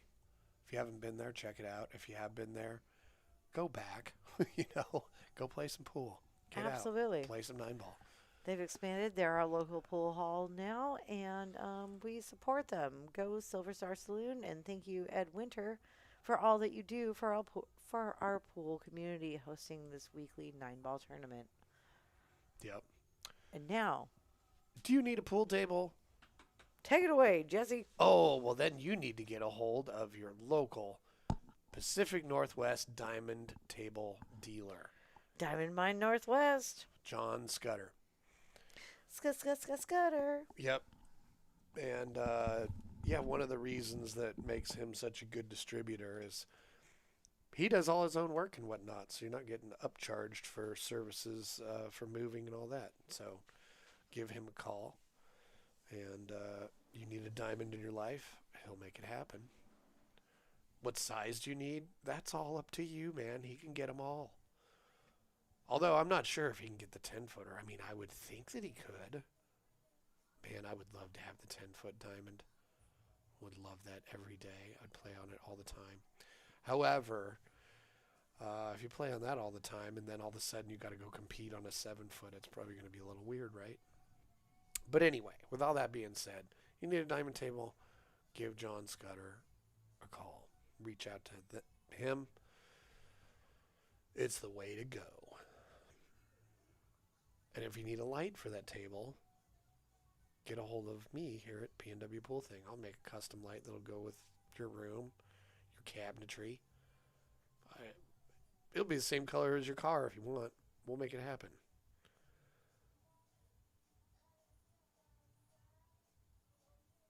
Be sure to check out the Midway Scotch on Fridays. So yeah, if you're really into pool, this is one of the better paying out tournaments there is, period. Winning team, yeah, you can make some money. So Friday nights, you got the Midway, the Scotch at Midway. Don't miss that. Then Saturday nights, you got the Silver Star singles 9-ball. Plenty to do. And speaking of that, then on Sundays, we've done this in the past, looking to start doing it again. Basically, it's rotation and golf combined. So we'll be trying to do this a little bit more in the future. We'll get back to doing it. We've done it once. It was a lot of fun. So that might be a Sunday thing coming up this warmer season of the year.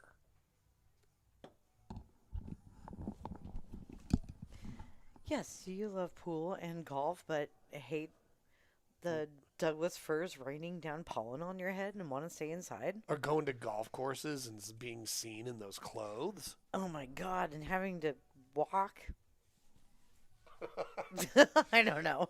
Well, I got nothing. having to walk Anyway. on a golf course that's been treated with so many weird chemicals, We're and you gonna have have- to take a shower when you We're going get to have home. some of those matches coming at you again here real soon. It was so much fun, and it's just It's always so fun. It's been such a busy season. The We're last always couple so months. busy. Yep, Okay, getting back to it. they're getting back to it. Okay, well, I'll step out real quick and be right back. Okay, well, you get to it.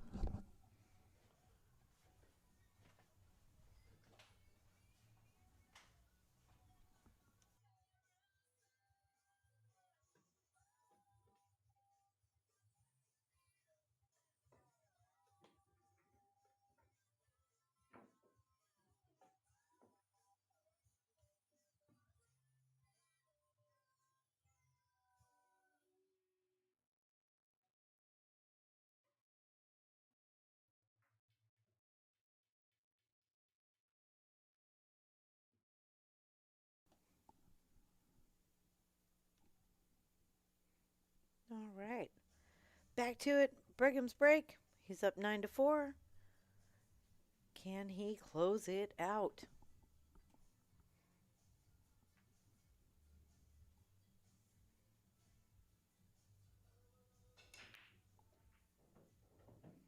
Gets the wing ball. Little hand flip. But he's got to look at the one.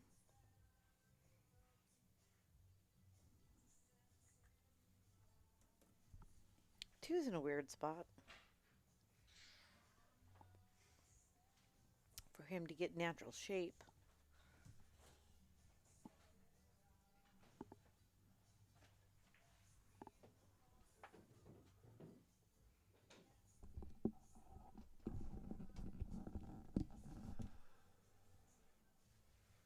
Ooh, this is a tricky shot Totally. on this here 2-ball. I mean, even if you make it, that 6-ball wants to get all up in your junk.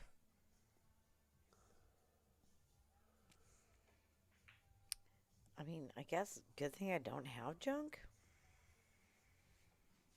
Well, he hit that with a bunch of inside. He was trying to do some sort of safety maneuver, I believe. JD can see it, but what's he going to do? Can he draw it back below the side pocket for a shot in the 3 in the upper middle?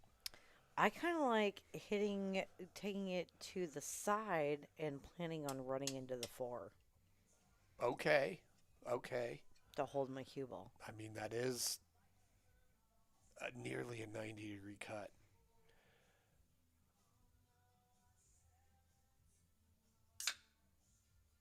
Not impossible.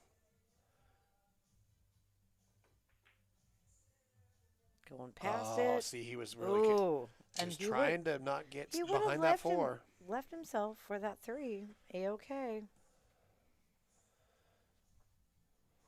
Yeah, he was managing his cue ball speed there and played it a little too full.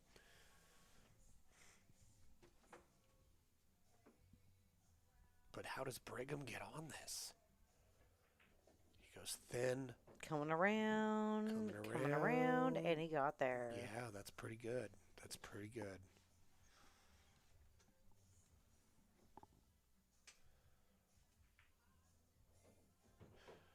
Yeah, notice that there. He took his medicine, played high inside, and accepted the angle he was going to get there rather than move the cue ball multiple rails to try and do better.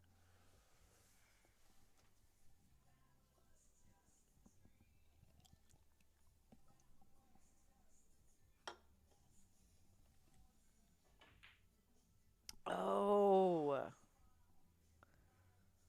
Sadness. With a little rejection by that corner pocket. These left corner pockets, they're so picky tonight.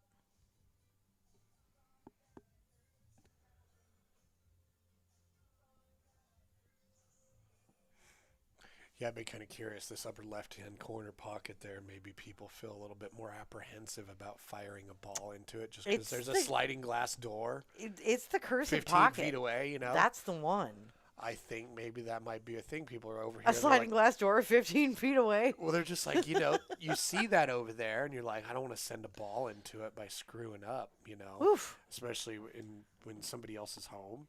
Door is open. So I'd be kind of curious, if that psychologically plays a little bit of a role in people's ball pocketing into that corner pocket.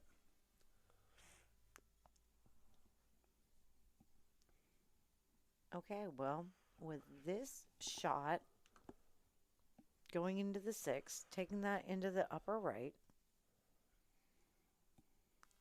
you got to make sure that you get past that 9. You got to get past that 9.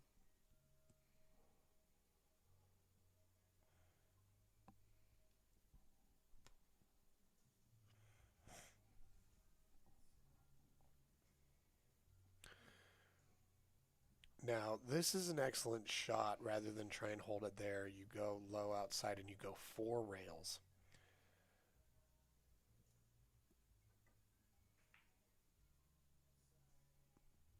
Because then you can cut it as thin as you need to without having to worry about rolling too far.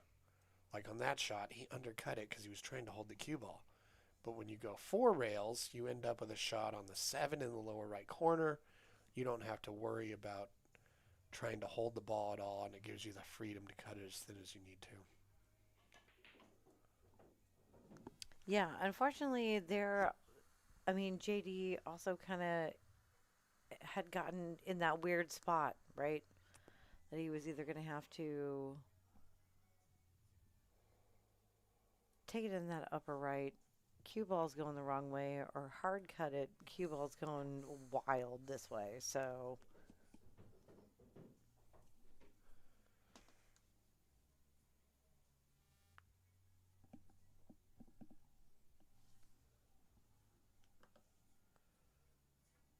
okay, Brigham looking to get to double digits. Doesn't have the greatest angle on this 9. Let's see what he does with this. Nice cut. He makes it. Pass the side pocket. Gets the point.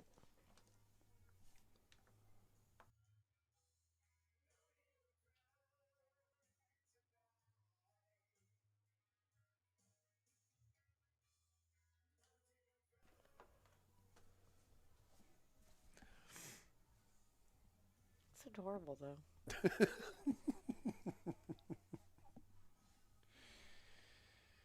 Oh, man. All right, well, this is your periodic reminder to make sure that you like and subscribe. Make sure you're subscribed to the YouTube channel. Make sure you hit that thumbs up on our videos. Especially get if you engaged on Facebook or if you enjoy the the matches internet or in real life. We don't care. We're around. Yeah, if you're not on the social media but you want to know when we're having matches, the best thing to do is subscribe. Then you'll know. Or Get a little notice. Oh, they're live right now. Shoot us an email. Go to PNWpoolthing.com. Tell us everything we're doing wrong. We can handle it. Right. Trying to get the calendar integrated with the website. So We're working on it, people. It's harder than we thought. Well, it's also like soon there will be for this thing that an option to go to the website and pick the day that you want to play. It's coming. We're working on it.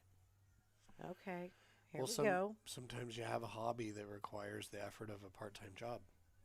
And so without the pay. you've got the priority list, so sometimes putting the calendar on the website. We're pool players, though. We all know that. Yep. We've got this very expensive hobby that's very fun. Oh, golf is worse. Yeah, probably. The money people spend on golf, but that's why golf has such enormous prizes involved. There's a lot of money in golf. Ooh, scratched at the weird angle. It's easy to feel like you don't deserve that when it happens because it's so unlikely. But that's also why people don't shoot shots into side pockets at angle. It's tough. Which is why our flabbers get so gassed at a scratch at that angle. Okay, this is exactly what JD needs. To get his confidence back up and get back in it. This 3 to the 4 is a little weird. I'm not going to lie. But probably just going to try and draw it straight back because he's been hitting the bottom of the ball so well. But you got a ball in hand to try to figure out how to deal with it. So the best possible. Well, generally following is going to provide you with more consistent results, but doesn't really have a pocket to follow it into to get shape on the 4 here unless you take a side pocket shot.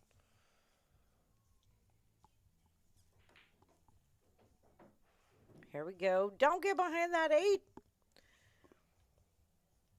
Did you do it? Oh, you little jerk. Scurvy little ball. Look what you did, you little cue ball jerk. One day, to answer your question, yes, absolutely, we can find you opponent if you want to play on the stream, but don't want to set up your own match. We need Send you us a message. send us a message with your name, your Fargo, and what days you are available to play, and preferably, what game you're looking to play and what your range is, right? Give us a little bit of info. We've got lots of people in a board right behind us with names and Fargos also looking for matches. It's true. We generally don't do as much matchmaking just because of the amount of time and effort it takes to do all the being the monkey in the middle and all the go back and forth and all that. That's Hey, do you why, want to do this? Blah, blah, blah. well, a detailed message up front saves a lot of For sure. follow-up messages with your Right. name, your Fargo, what days you're available, and what your range is of what you're willing to play and what game you would prefer to play. Absolutely. That helps a lot. So, yeah, we're always trying to get better at what we do here. And right now, the thing we're trying to get better at is the scheduling process. Yeah, I mean, everything is a work in progress, right? Yeah, and I think that's something. we're, I think that's We're something doing what we that can. that's something to be celebrated rather than annoyed at because, if you're always in a constant state of becoming, well, you're always enjoying the good parts of stuff. Oh no. Very, Hand flippy. yeah, for sure. And JD's got a great opportunity here, but shooting the 6 in the lower left, when you're down by 6 games, that middle bottom pocket is looming pretty large. So he's got to get himself settled here.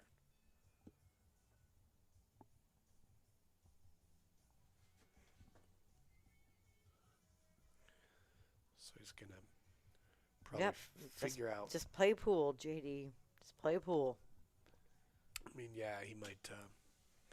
It's a tricky shot because, even if he wants, like, let's say he's like, I'm going to miss the bottom middle pocket by going wide and ended up hitting the cushion to the right of that pocket. He's got to jack up a little bit, which definitely impedes the accuracy of pocketing the 6. So the question is, can he hit a level shot addressing the top of the cue ball and hitting to the left of the middle pocket? Or does he just play bank?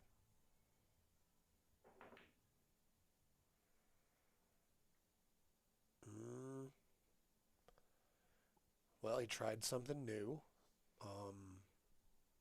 Well, it's not like you left him Yeah, a Jello pudding pop. he sure didn't. Remember when those things existed? Well, they were so heavily associated with Bill Cosby. You're never going to get a pudding pop again. Oh, no. That was a nice try, Brigham. Nice try. That was a very tough shot. Thin angle.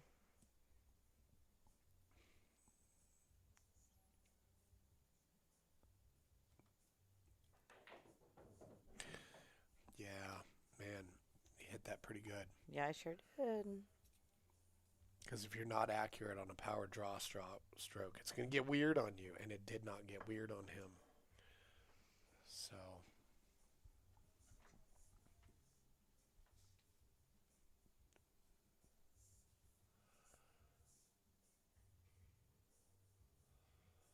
What does he do here? He's going to stun down to the bottom rail and back out. Oh, he did great. He's a little flat on this 8 ball, and he needs to get up there above the 9. So we'll see how he does it. He's been having a lot of success with the bottom of the ball. Yeah, I was just going to say, go with what's working with you. he's got to punch this. Like it's got to be a little bit below center, not too far below center, because you don't want to draw it. You want it to pop off that rail and come back a bit. So it's a little bit more center than anything if you choose to go that way. You can do this with top. I would be using top all day. Ooh. And at this angle, Yeah, your cue ball is going to run into the rail before it goes into the pocket and spin really nicely out. So I would just be going firm with all top center. That works. Look at this. But look at how nicely Wow. he did that with bottom.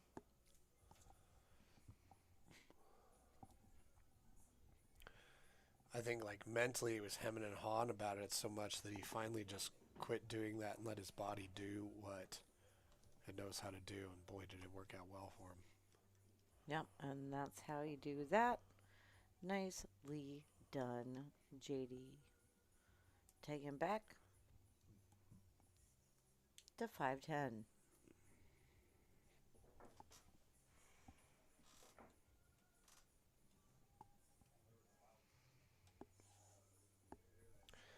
Well, I mean, they were tied up at once, and Brigham won a bunch of games in a row, so JD can do the same thing. That's 9-ball, man. Yeah. You never know what's going to happen. Momentum shifts. Absolutely. Missed money balls. Currently, we're sitting at JD has missed 3 money balls. Brigham has missed 2 money balls. Okay. So it's not a wild discrepancy. No, I guess I would say a little bit more if we knew, like, okay, he missed a money ball, but did he still end up winning the game? Because there was one of those that JD had. Oh my God! You're making me keep track of too No. many stats, but No, I'll do it. no. But No, I'm not saying that. I haven't done it. No, I'm not saying I didn't do it. do that. I'm just saying that would be. I know the answer to this question. Because that would tell a little bit more of the story. Because JD did miss a money ball, but still ended up winning that game because Brigham missed the ball he left him. Right. That's true.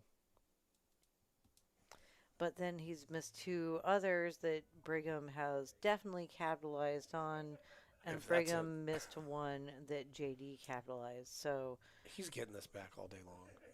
Yeah, I'm giving this back. I mean, I can hear them laughing about this in there. I'm laughing about it in here. I mean, JD is probably like, why'd you just play safe on yourself?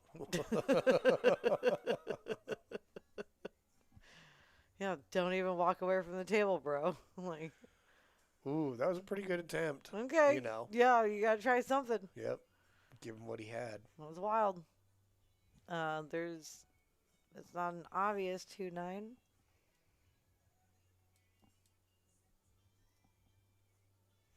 But it's not a bad thing to try because the 9 isn't going to get stuck in the pocket if you miss. And it's already blocking you from one of your homes for the 3. And it's a free shot with a ball in hand. I'd take it all day, every day. This is 9-ball. I'm always going for that early 9. Especially if you can get every time, Jesse. And what do I tell you? Leave you straight. No, when we're playing 9-ball. Go for it. Yeah. Or die. Exactly. Well, good news. You're still alive, which means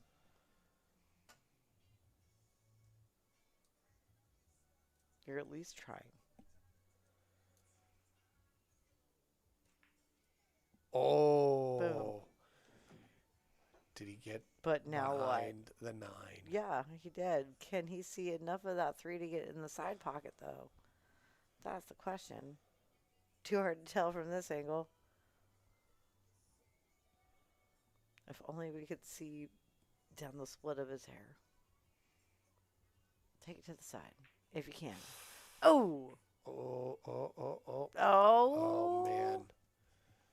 He might pay a hefty price for this one. Get a little squirt. Squirting out there. Cue ball.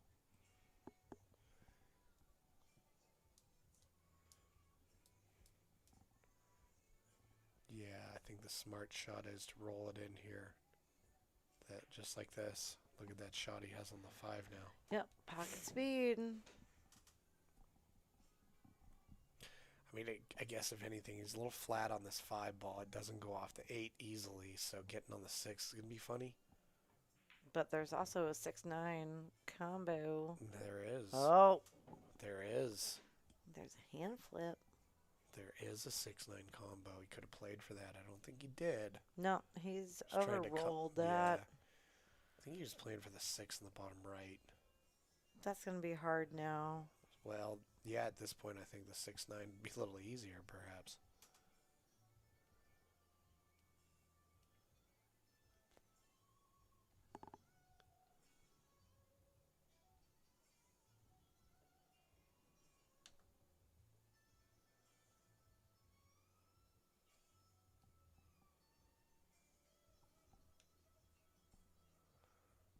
He's going for the bank.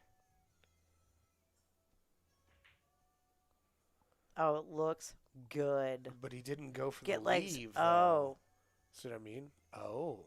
But he did. Kind of turned out a 2-way. Yeah, he did go for the leave. Maybe he's going for the 2-way the entire time. However. I mean, the Oh, safe. I love this shot. Off the rail. Let's go. Make the ball. And then it's going to leave you great shape for that 7. Because you're traveling. Well, he's got to hit it hard enough or he's going to end up behind the 8. No, you can't hit it hard. If you don't hit it hard enough. Oh, he's going for the jump, perhaps? Ooh. Okay.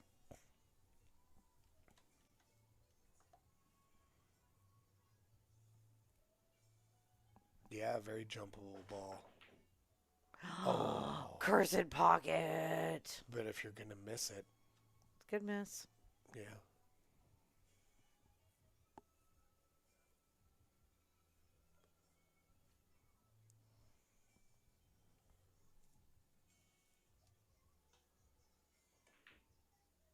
Oof, butter. Yeah, Brigham's been feeling pretty good. Mm-hmm. Pop quiz. What's your favorite type of bread? With butter. Oh. That's it.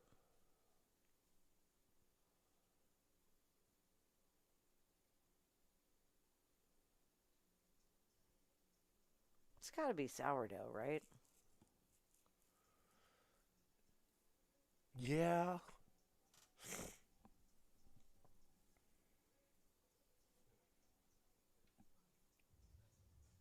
Or a rye, a marbled rye. With butter, though? Yeah. Just with butter? Sure. I don't know if I've ever seen you eat marbled rye with butter. So everyone knows. Like just an untoasted slice of it? Or it could be toasted. Doesn't matter. But with Well, butter. That's it. Oh. That's all you get. Oh, Butter. no, yeah. Usually it's part of a patty melt. No, I get that. Of course. With a patty melt, marbled rye. Duh. I said with butter. Well, yeah, I mean, I'm not afraid. We can do it anytime. Oh. Oh. Wow. Went for the cut. Ooh. Opportunity for Mr. J.D. Cantu right here. Huge opportunity.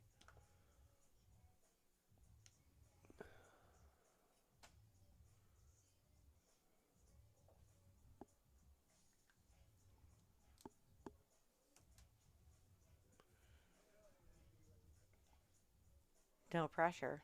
I know. Well, we all know this is one of those shots J.D. will make 9, 10 times out of 10, when there's no pressure.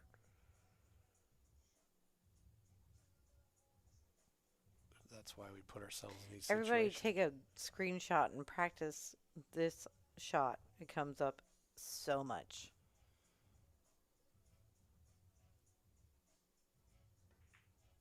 Nice. And he got it. That's 2 in a row. 2 on the trot. On the trot.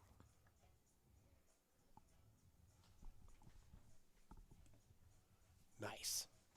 Where's your clamshells to make your Oh, you're right. The handheld horse. yeah, That would be exactly. fun. Like a Monty Python. Right.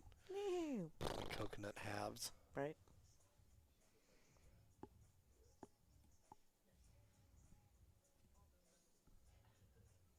Oh, and back to JD's break. Still a race of 13, folks. Well, he's won 2 games in a row. That can do a lot For that mental boost, for him to confidence. any of the misfortunes he's had earlier in the match. It's easier to forget those the more games you win in a row. And Absolutely. 2 is a lot when you're down by 5. Now, he would have liked to have a shot on the 1 after his break. Sadness. Yeah, had he had a shot on the 1 after the break, it would have done so much more to be like, ooh, things are going my way.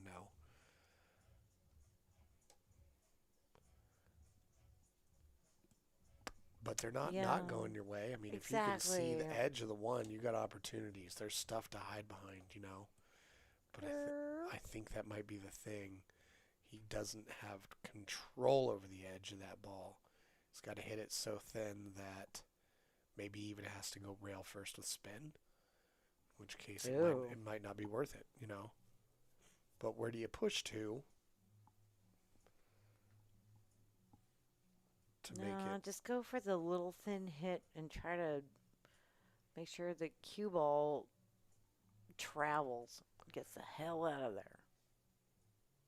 Yeah, or put a lot of spin onto it. Definitely go rail first and come out and just nick the 1. Mm-hmm. That's what I'm talking about. I like that. And you don't have to hit it very hard because the 1 is so close to the rail. Right. I mean, I guess if it's not frozen, that's a better option for sure, but it must have been frozen. And the 7, is it in the game? I mean, even if he doesn't have it blocked, 2's in enemy territory as far as being surrounded by other stuff, Okay, he's got to go rail first. No, he could not see it full on. Oh, man. That was a solid hit, though. It sure was. That worked out for him real well. Yeah. It's going to go a long way to... Total jailbreak for him because he has returned the favor. Now JD is on his heels. He is because and this trying to have to figure out what are you doing here? Well, the bottom middle pocket is right kind of in an inopportune spot for kicking at this 1. I think he can do it by going just to the little right of it. Or just to the left of it, depending on what English you use. But you got to choose what side of the pocket are you going on, right? I can see a way to get to that 1. Both sides, both are not easy and ideal. He's choosing your way. I like it. Oh, and he just misses it. That's the risk you run. Mm-hmm. Yeah, I think he had to hit just barely after it. A little bit of draw and inside spin to bend it back a bit.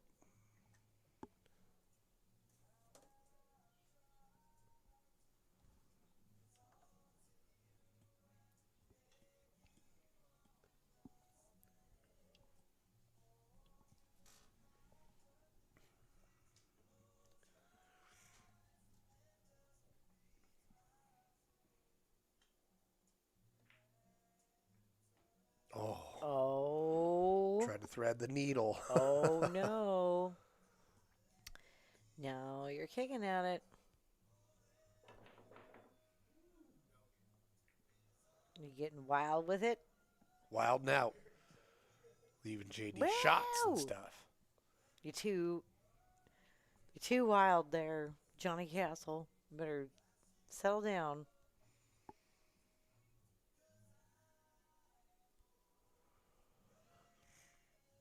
Well, it's a pretty good opportunity for JD.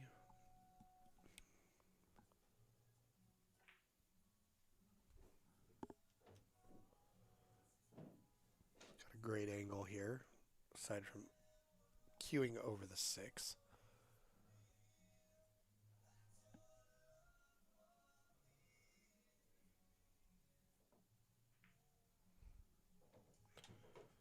Nice, Right. nice. That's a good shot. Now we can just follow this ball, You bounce have off the to short rail. follow. Just and put your following pants on. Get your soccer on. You gotta follow this. It's just got to be comfortable bouncing off the short rail back up above the 6.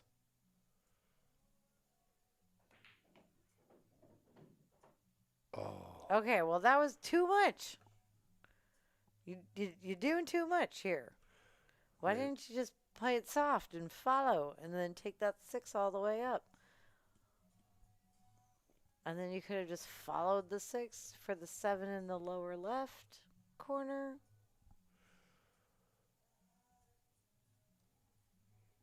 Oh, we got a Chris Ravens in the chat. What's up, Chris? But now you left yourself with this hard-ass shot. Well, he's going to try and super thin it and go 2 rails and leave him a tough shot. Get it out of here. Okay, let's see if he can get safe here. There we go. There boom, it is. Boom, boom. That'll do. Peg. Yes.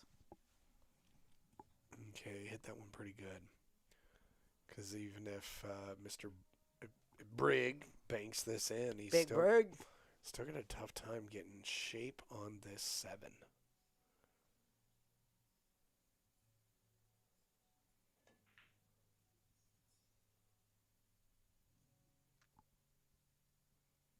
Oh, man. Oh, that's a good one. Yeah, he got the 9 involved. Well, I'm officially petitioning Brig's friends here to change his nickname to Big Brain Brig.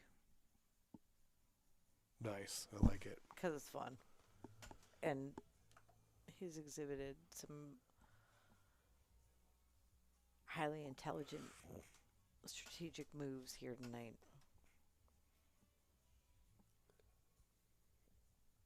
Okay. We're going 2 rails here.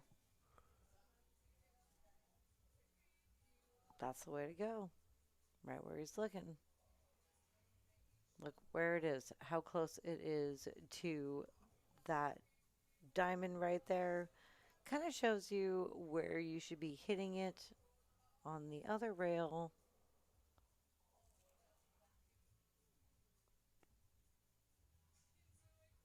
And that's the beauty of diamond tables.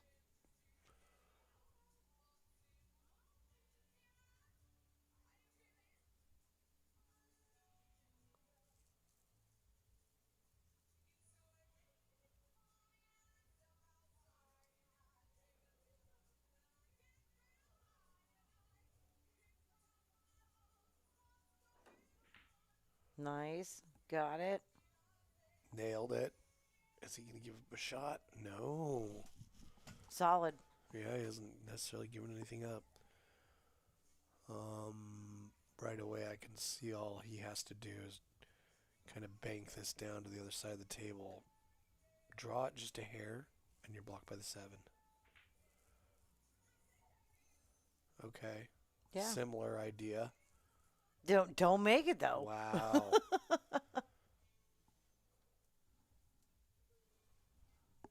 Now maybe he can hop over the edge of the 7 and make this.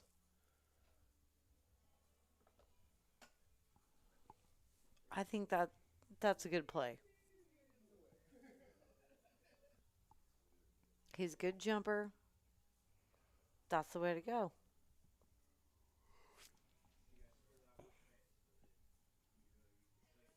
And he's got to go airborne for quite a distance, which means he doesn't have to elevate as much, which means he's going to be more accurate. All right. Well, exciting shot. Yeah, so it looks like he only has to jump over The potential for drama. top edge of that 7, miss the 9, and hit the 6. But he's got to then hit the 6 and bounce off a rail somehow where he can see the 8. And he got it. Low. Nice. I'm sorry, the 7. Another successful jump for JD Cantu. Nice.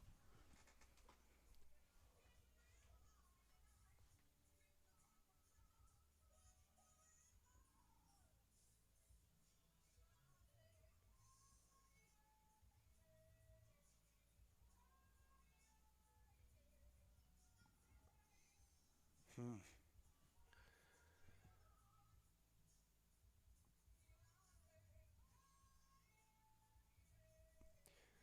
Yeah, he's got an opportunity here to kind of put that on this second diamond down here on the left side of the bottom long rail. Or you go aggressive and just bank this 7. He might Stay be. right on that 8. Bing, bang, boom. You're out. Oh, I agree, but we'll Mhm. see how he's feeling Mr. because Aggressive. might be trying No. to play a two-way and hide behind Probably the 8 a little bit. probably better this way. Okay. He's Yeah, definitely but set a trap. JD out here setting booby traps. yeah, there's something to be said if you've got a tricky, tricky safety and a tricky, tricky shot. Go for the tricky, tricky shot because um, you have a chance to make it.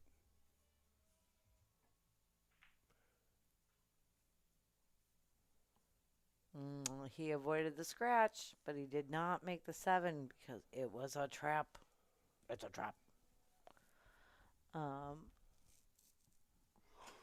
and now JD needs 3 balls to get out.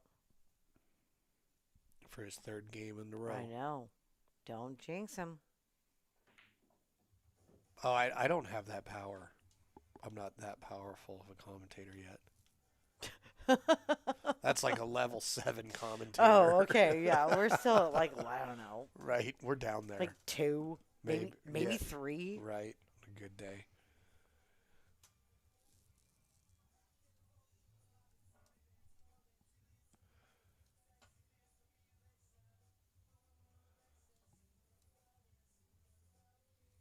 That 9 ball wants to go in a side pocket, right?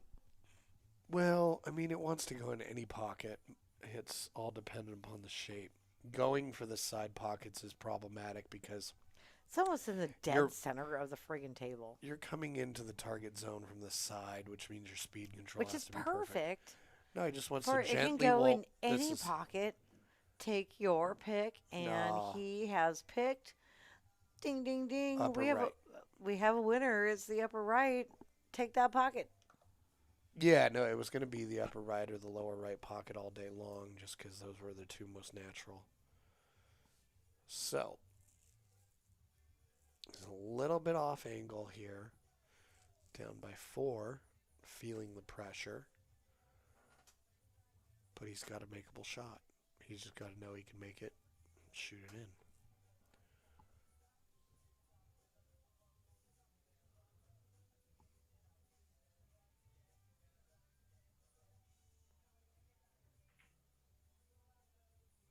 We made it.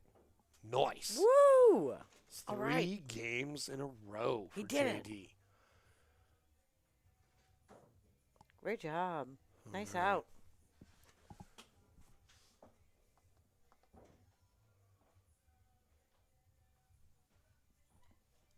Yeah, that was real nice.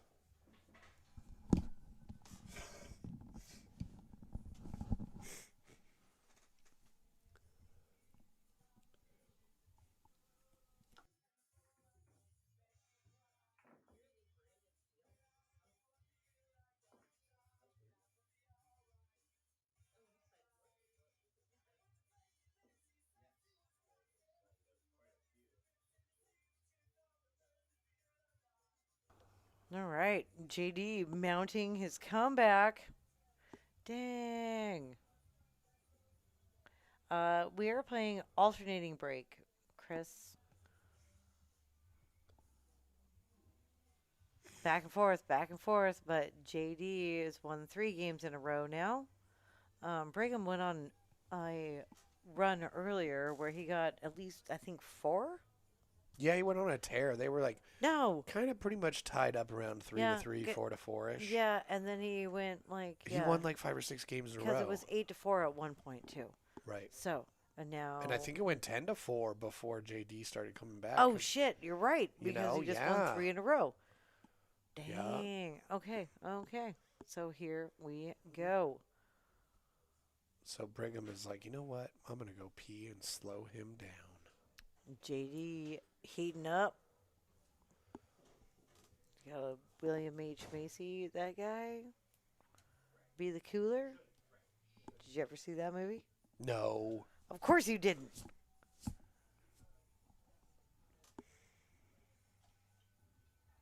It wasn't made in the 80s and possibly a few 90s movies. All right, looking to make that 4 ball in the lower left corner and get shape on the 1. Okay, 4 goes in. 4 goes in. He's drawing his cue ball back. Look at that 9. Oh, get out of here. Oh. Here we go. How's he not shooting the 1 into the 7 all day long? Yeah, all day long. All you got to do is, like, get it in that vicinity. Don't miss that vicinity. And, boom, you're at 11 games. What if he hits the 7 too thin and it doesn't make the 9? And also don't scratch. Oh, it's a dramatic moment. Our first on the edge early of the seat. 9. Yep. Oh, he doesn't even move the 7. Didn't even move the 7. Boom. Oh, that 7 was a delicate little bystander in the crossfire. Wow. That's a sleeping eagle. Oh, I was just double checking the score on our beast tracker over here. That dope ass beast tracker that Jesse made. Because, he makes everything sitting on top of the Vanta black light lit curio cabinet that he made. And there's the pool table light he made. This guy. He just makes everything. Yeah, I guess okay, we put it here that we go. way. I do make a lot of stuff. JD. Your turn. 9-ball break. Oh, hit a little hard, so the 1 has gone to the middle of the short rail. So, tough time trying to run out. I mean, maybe he can bank that 1 ball precariously between the 6 and the 7. Or try to really slice it in. He might try and leave the cue ball tied up on the 4. Yes. Oh, hit it a little too full. That's a little bit of a tricky shot at that angle, but oh God! Does that 9-ball go by? Because oh no! Well, don't tell me that Brigham has a 2-9 combo after this. Oh well, you got to make that ball, I guess. So, yeah, he was trying to get a lot out of his movement on this 1 ball, and it sacrificed his accuracy. Now we'll see, does this 1 pass the 5? And if it does, wee!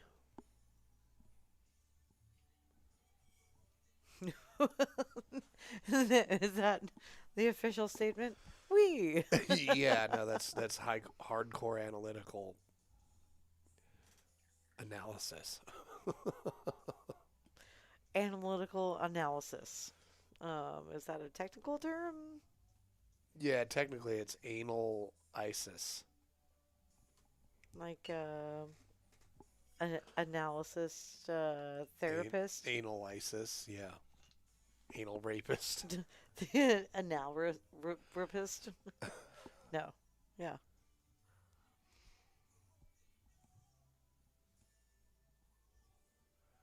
Ooh, that's a tricky one. I mean, there's a 1-rail kick at it, but it's going to get silly. A lot of different things can happen here.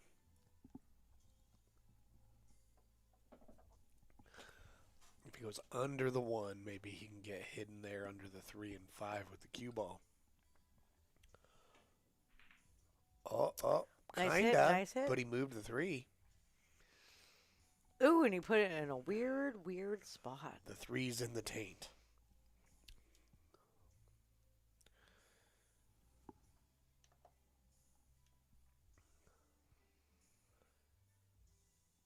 The one doesn't pass the four. It kind of doesn't look like it, right? Maybe it does. Yeah, these are the key moments like this where JD's got to play something that gets him back to the table. I mean, it's still early in the rack, and they've been having a fair amount of going back and forth. So, Nope. ooh, look at It that. must not have. He was trying to use the four, and he came real close to getting hidden behind it. Okay.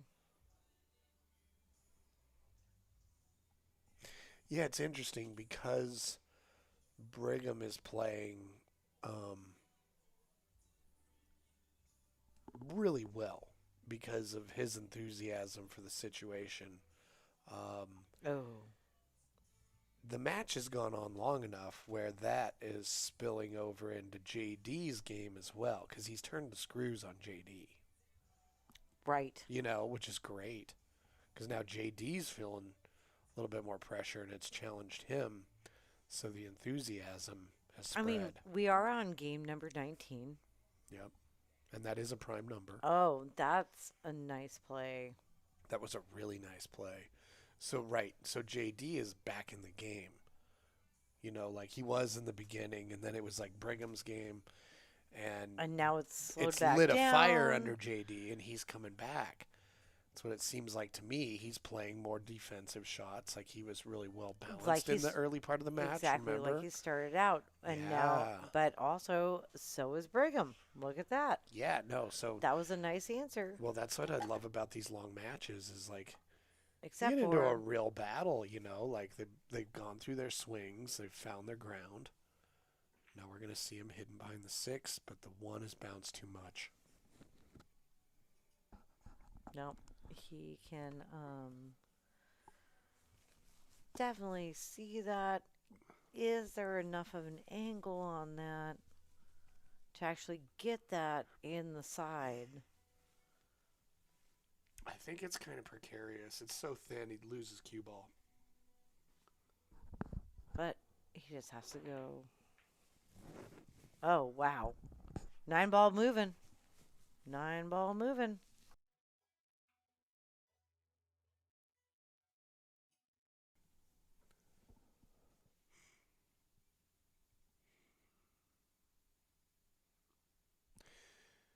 I think he's got a couple different options. He might try and play his cue ball under the five. He could also play the one ball under the five, but that's a great place to hide and introduce distance.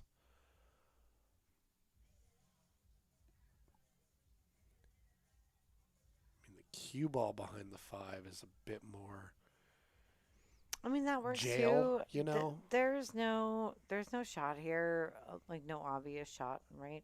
Right.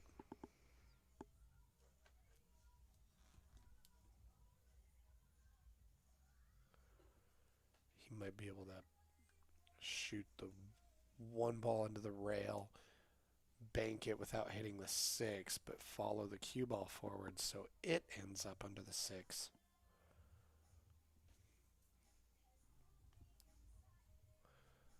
Might be an option he has. He could also kick behind the one, get something similar going on, but we'll see what he does.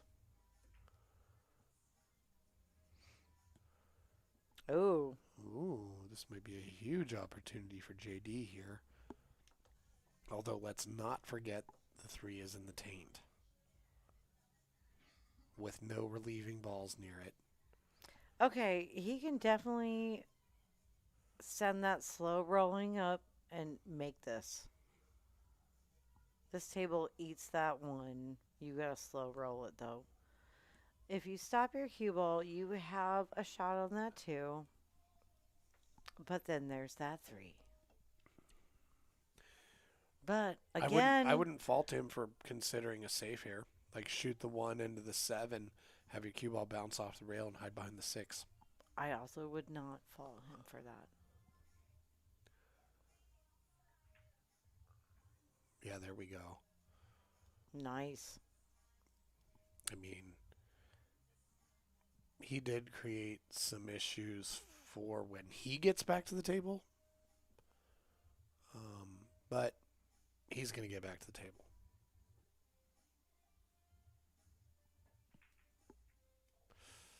Better hit a rail. Oh, it didn't hit a rail.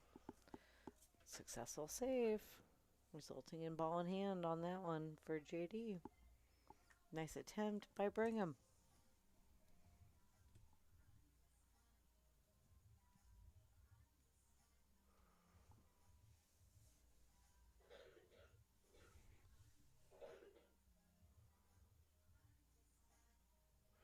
You know, this is a good opportunity to use the ball in hand to shoot the 1 into the edge of the 3 and break that 3 off the taint. This is a great opportunity to shoot that 1 into that 9 and get a game.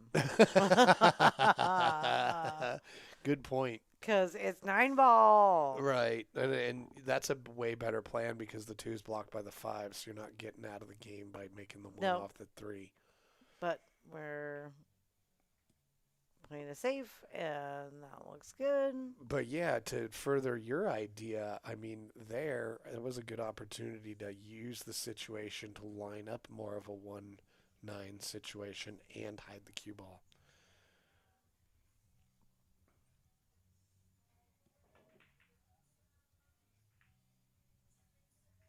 Oh, you know. He hit it. He got out of jail. He did. And jailbreak for Brigham. Kind of made this a little tricky for JD, too. Yep. So, yeah. Somewhere there was an opportunity, and I think JD missed it a little bit. But was it?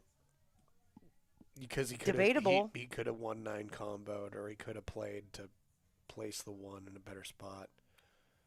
Who knows? Yeah. Whatever happens. Yeah. There's an opportunity there somewhere. But it's behind us. No worth tripping on it now. Can't be tripping on what's behind you. Yeah. Do you think he'll do the 1-4 combination? I hope so. Just because of the sound it makes? Nope. That 6 is too big. 1-9. Now you gotta go for it. It's not impossible. Yeah, it's not impossible at all. 1-9 combo. Go for it. It would look really cool, too. Yeah, it would be. When in doubt, go for cool. When in doubt, freak them out. Don't you know? The age-old saying. Well, maybe bring of goth kids. When in doubt, freak them out. Yeah. Ooga booga. That sounds like a junior high school religion. Tenet. Yeah. Well, goth kids. There's not a whole lot of goths around elementary school, but not a whole lot of value in making this 1 ball right now. nah. Now maybe a now little bit more value. Now we're making the 1 ball. Now you can do like a 2-5 combo if you make it. There's some safety options, delicate little maneuvers. Like if you get stuck on the short rail, you can shoot the 5 into the 7 or the 2 into the 7 and stop your cue ball. 5's in between the 2 and the cue ball. For example. My example is also going to be make the 1, stop it, combo, leave that 2 in your cue in a way like dead on so you can just draw back onto that 3. But we'll see. Easier said than done, right? Absolutely. Boom. Ooh, this is a pretty good angle for the 2-5 combo, actually. Yeah. The only problem is I think the 2 could then end up tied to the 7. And your cue ball is on the short rail just because of the angle that they're at. So it is a head scratcher. Deserves some thought. JD's smart enough to know that.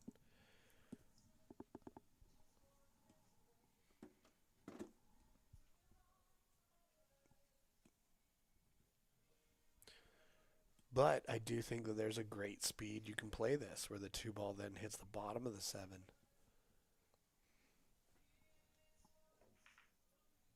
Oh, that was real close. Oh, but the 5 has to go Yeah, down. the 2 actually held up a bit. The 2 hit the 5 a little fuller than. Well, it's 9 ball, so you don't have to call anything. You just have to. You just have to make something.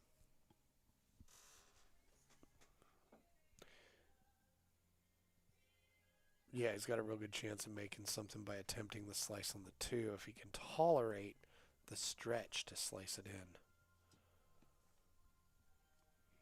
Put on his extension.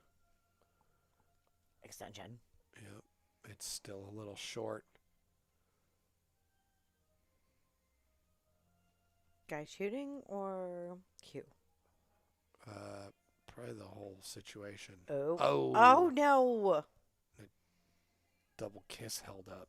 I think the carom hit the 2, then make the 5.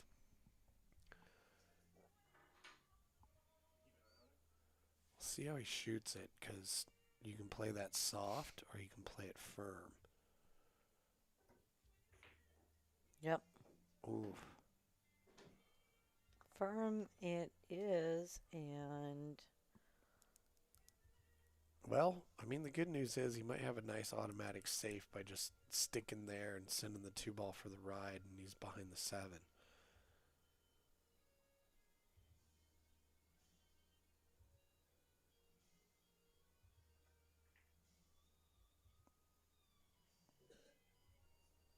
yeah, okay, that works. Yeah, for sure, he would have loved to have the 2 ball travel a little bit more than that, but what he did do is get the 2 ball securely where he'd like it, so, I mean, the cue ball. And the guess who ball.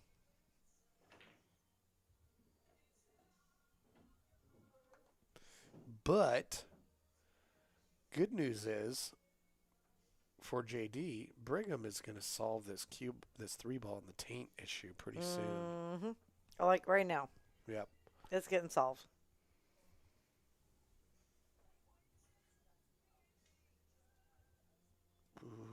And honestly, I'm going right into it because might be it's able going to to double kiss. Stun Karam and- into that. Oh. Oh. Oh. Oh.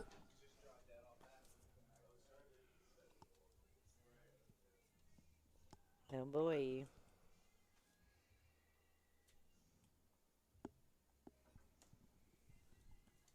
This is just what JD needs.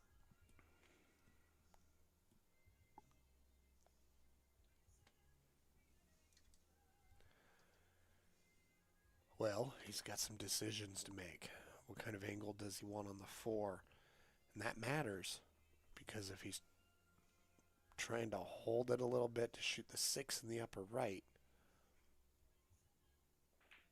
he's got to be planning on following that for the 7 in the middle. Or maybe he's going to do his cue ball movement here to play for the 6 in the upper middle. Yeah. That's what he's doing. Okay. Oh, Keep going. Oh, this isn't terrible.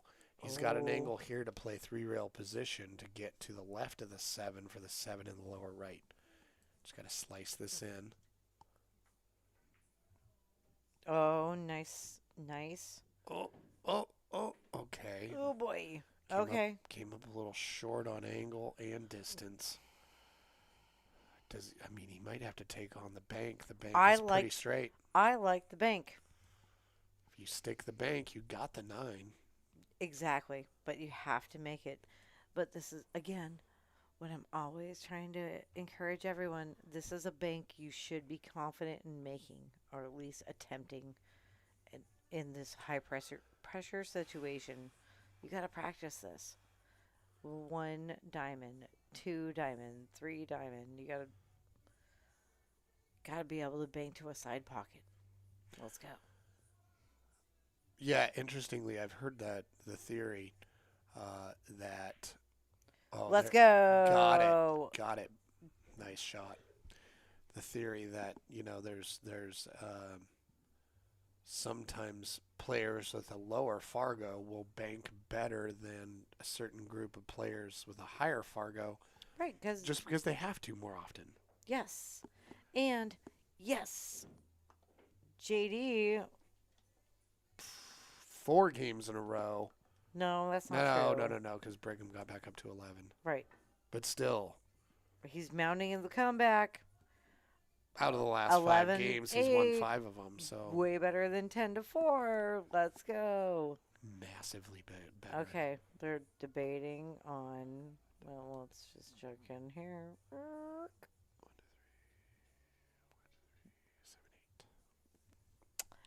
1, 2, 3. 1, 2, 3 is 7, 8.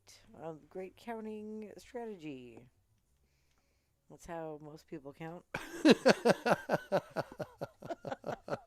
Right?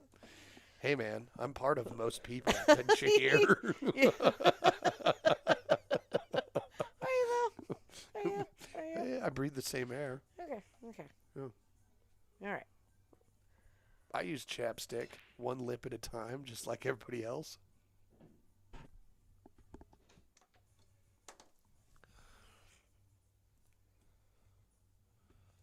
All right. Ooh, well, that's a saucy break.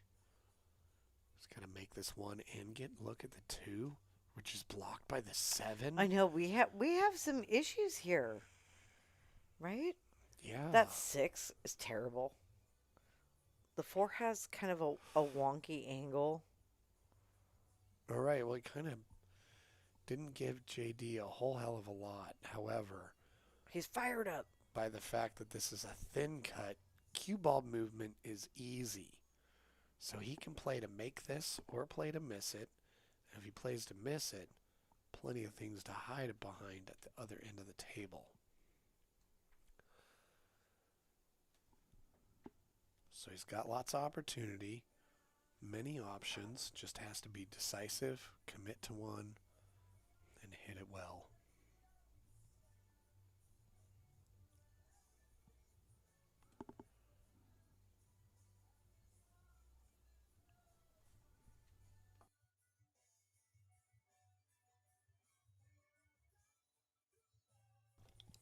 All right.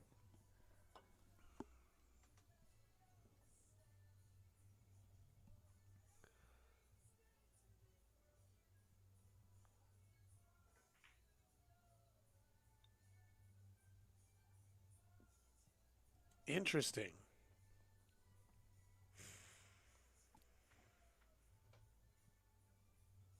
I mean, maybe you shoot the 1, stun it into the 2 and make the 2, and then leave yourself nothing on the 3 except for the 3-9 combo? Yeah, absolutely.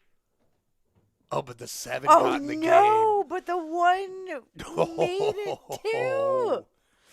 No, I was thinking it was easy to make the 1 and the 2, but it was like, what are you going to do on the 3? And the 7 got up in the mix. 7 said, hey, remember me? I ain't going nowhere. Oh, he did it. Look at that cute little messy. He did it again. It looks like it was pretty effective, for a 25-year-old player that's only been playing really. I know. That's the second cute little seriously for the past year. That says a lot about how much he loves the game. I didn't write the timestamp down on that last one, but we should have given him a wizard chit for that, of getting out of there, hitting his ball, because it was super wild. Maybe we didn't because it didn't hit a rail. I don't know. I put a question mark. Oh man, see, here's an issue. So JD, he could easily play the 3 railer a little bit long and make good contact with his 3, but he's trying to twist you around it. I mean, that's a hard shot. If you know the standard 3 railer, better. Like JD's so strong at jumping. Why aren't you just jumping at this 3? Yeah, he may end up doing that. It might feel a little close to the 4, but the good news is you're only jumping over half of the 4. Right.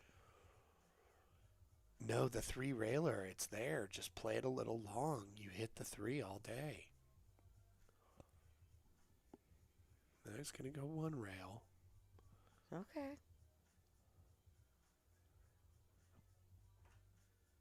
He went the.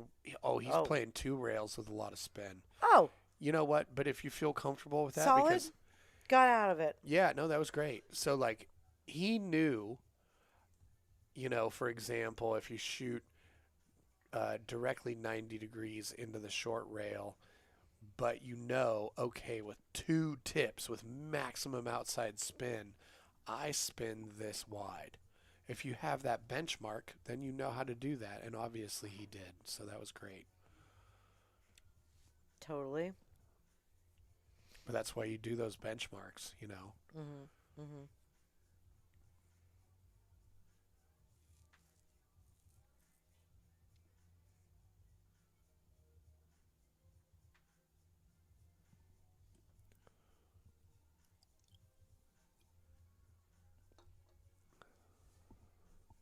Oh, Chris Law up in the chat. What's up?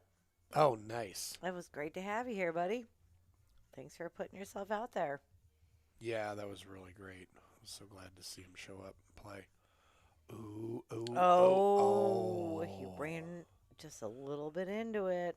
But I think he's blocked him from the No, angle. I think he's good. I think he's good here. Oh, you think Brigham can tell Big Brain Brig can totally cut it in? I don't know. He's got these weird masses on point, so we'll see if he can kind of spin it just around the edge of that 4. No, he can hit the 4 and scratch though. That one did not work out, but I like where he was going with that because his masses have been very good. Oh, he's locking him up on the back of the 8 right here. He's going for a 3 foul.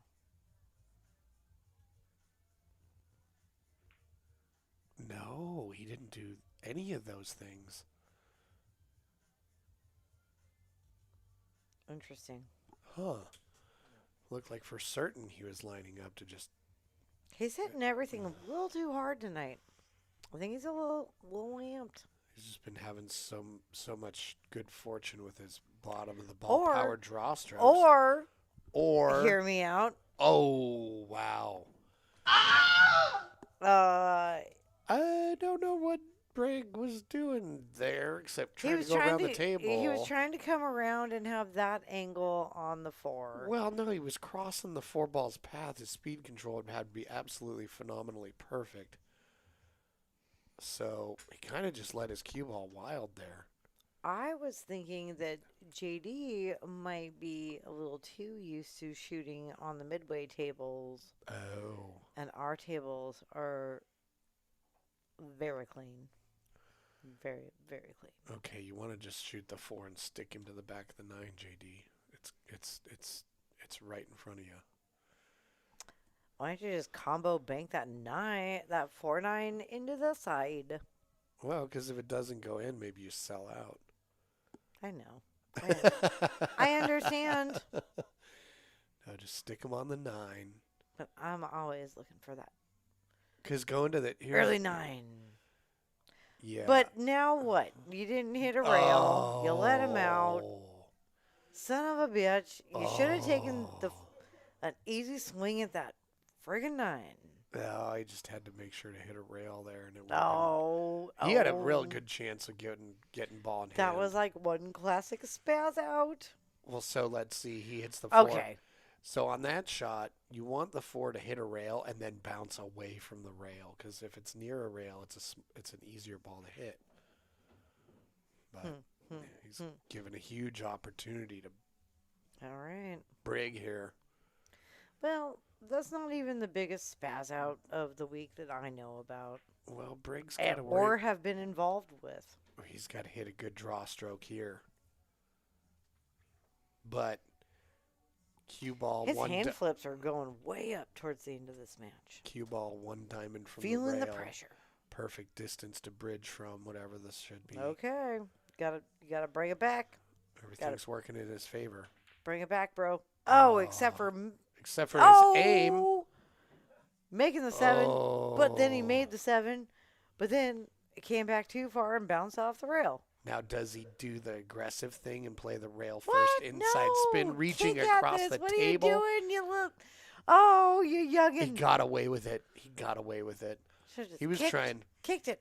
He was trying the inside spin rail first shot to Oh, make man. it. It's getting real exciting and spazzy. Yeah, I'm here for it. as it will. I love it. Now, As I will.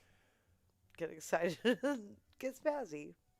oh, this is a good opportunity to roll up on it in the double kiss side.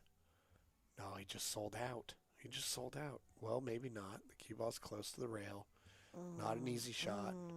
It's gonna be traveling. But if anything, I think Briggs' pre-shot routine and his fundamentals will carry him through this shot. Yeah, holy cow. 'Cause look at What that. a wild Just don't lift your head. Hit it what soft. few last balls these Yeah. have been. He lifted his head. Because he's like, You know yeah, why? You know why he lifted his head? No, Because I he's don't. wearing glasses, and so he wants to. No, he's like looking at the shot, and then he wants to watch it go in. And there's nothing wrong with that. You just have to lift it after you strike the ball.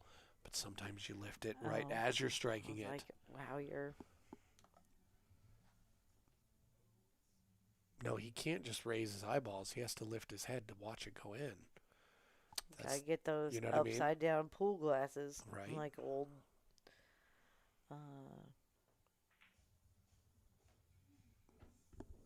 Who's got glasses like that?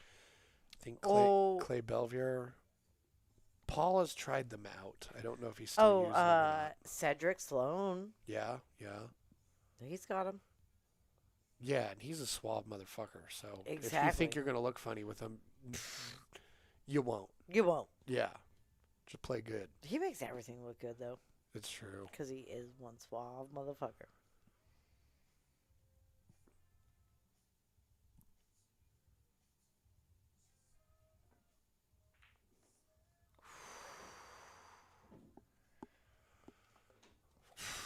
JD brings another game home.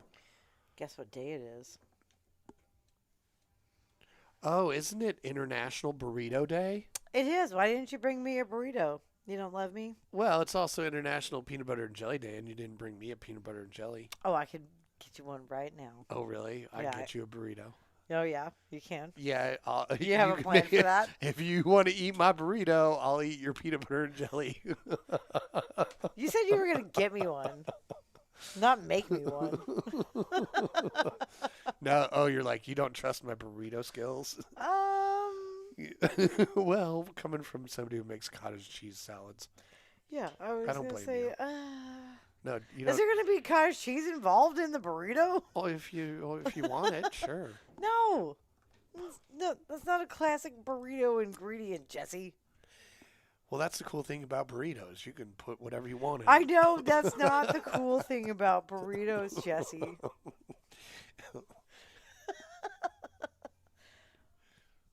It's like the Okay. scary thing about burritos when you're making them.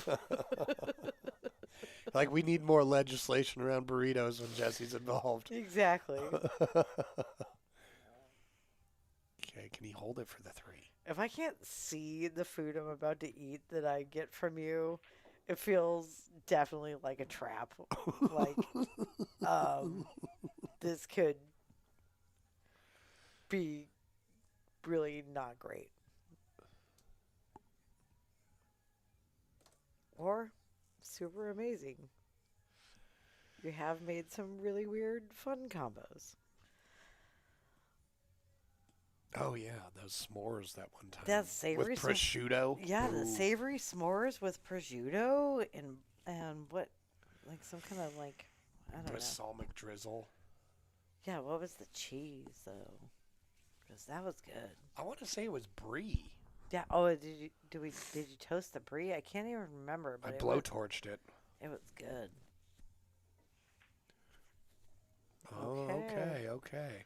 Just got to miss this side pocket on the scratch here. Or If he draws it or back. cut to the side, depending on. No. Nah. No, you would draw. You would shoot this 4 in the lower corner and draw the ball go 2 or 3 rails for shape on the 5. Okay. That Yeah, definitely makes more sense.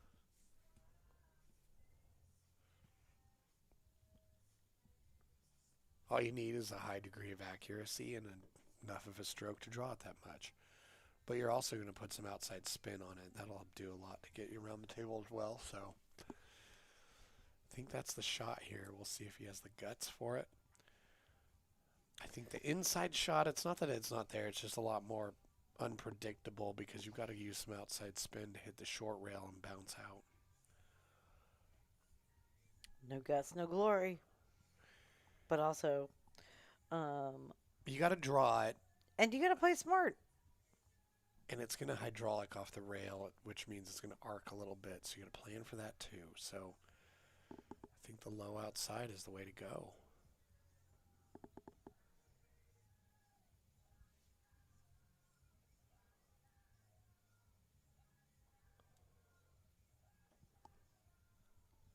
But yeah, at 11-9 when you've been coming back, there it is. Woo! And that works. One rail. Hey, he's got to look at the 2. I mean the 5. I was gonna say no, not 2. The part of my brain that deals with numbers, Is like on vacation, and colors. I couldn't tell you. Okay. Okay.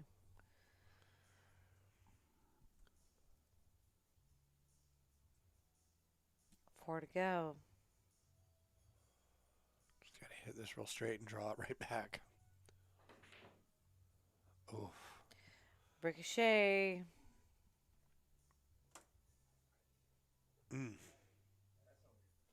Oh man. Rough stuff. Well, I mean, hitting a perfect long distance draw shot under the pressure I would never. will challenge anybody. I would never I mean, I even think- attempt it. I think that was the shot there, unless you're going to play a safe, No, there was other options.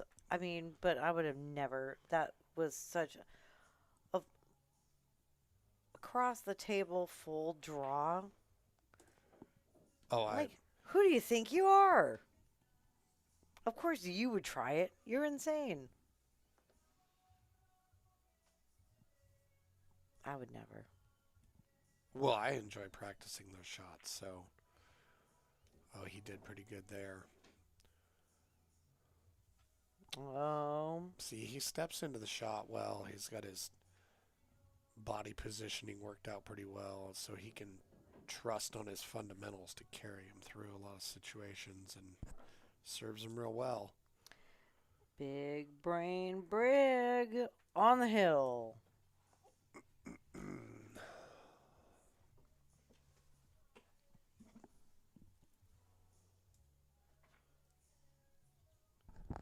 And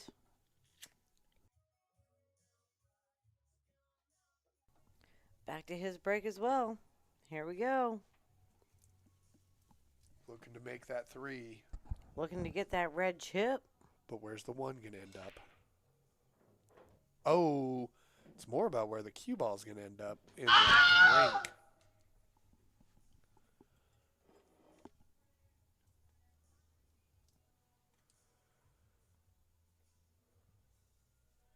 Well, I'll tell you what, that 5, 9, 8 is certainly providing confusing wall to try and get beyond when playing shape for this 2. Got to thread the needle. Right? Okay, yeah. Taking a look. You got a ball in hand. Cool. But yeah, look at that too. Lame. Lame as hell. Yeah, I mean, you could draw it with outside and go to the left of the 7 and double the upper left corner and come back a 4-rail positional shot. It's there. You're out your mind. That is too much. It's there. You try too hard. What are you talking about? I'm talking about make sure you end up in the window in between the 5 and 9, and you can slice this in Nope. He doesn't like it. No, yeah, he's playing smart. And it's advisable to do that now if he can get this. Is he trying to just go beyond the 4? Or is he trying to... Okay, that was really nice. He's going now, beyond the 4. Well, I like what he did there because he put the 1 nearer the 2. So if Brig doesn't hit the 1, JD has a much better chance to run out given ball in hand. Because the 1's near the 2, he doesn't have to do a whole lot of movement to get there. Okay. Smart shot.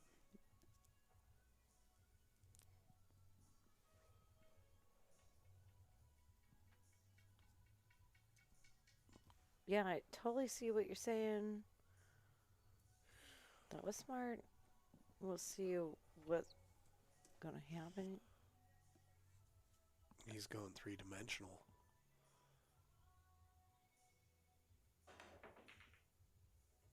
Yeah. I mean, it was...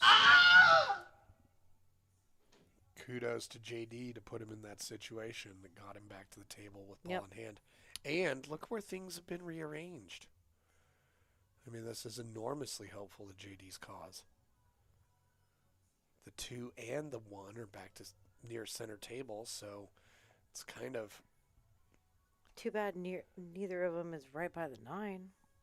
Well... But that's okay. He's got... Yeah. No problem going 1, bada 2 bing, to 4. Bada boom. Move Up there. Boom.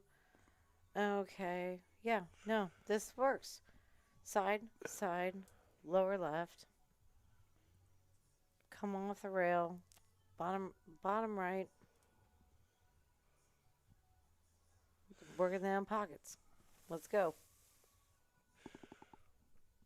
Well, let's see how he does here, because he's just got to stay on the correct side of every pocket line. Like, for example, here, he wants to keep some angle on this 4 so he can bounce out off the rail for a good look at the 5. So you don't have to run into the 9 when you're trying to get to the 6. You don't want to be straight in on the 5, but you do want some angle, not too much. That starts with the 2.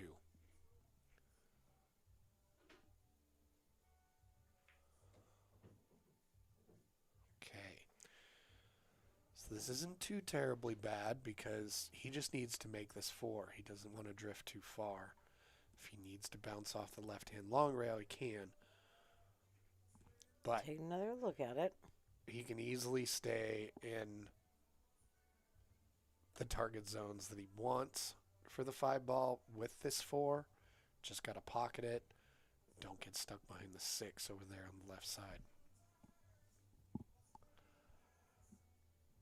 Take a deep breath.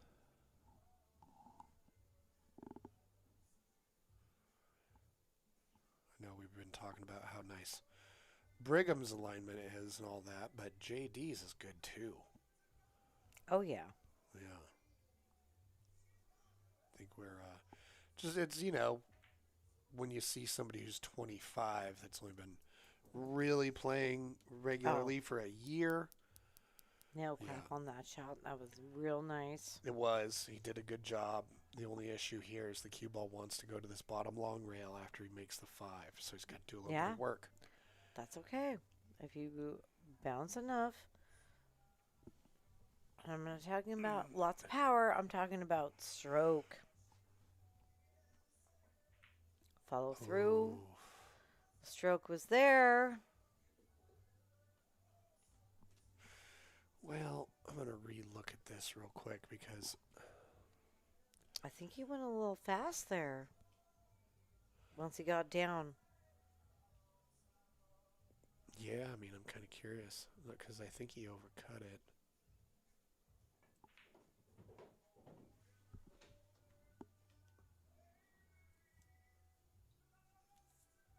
He did. Mm-hmm. A little bit of the overcut. Well, he'll go back and watch this and see that.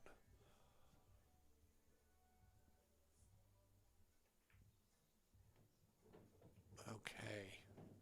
Good idea. Just misjudged the angle a little bit. He thought he was going to come below the 7. For Okay, a good look at. now you're banking that 7 into the side. Here we go. Pretty good angle for the bank, too. You're on the hill, and you have 3 balls. You got to go for this. Oh, overshot it a little bit, but I like where he left it.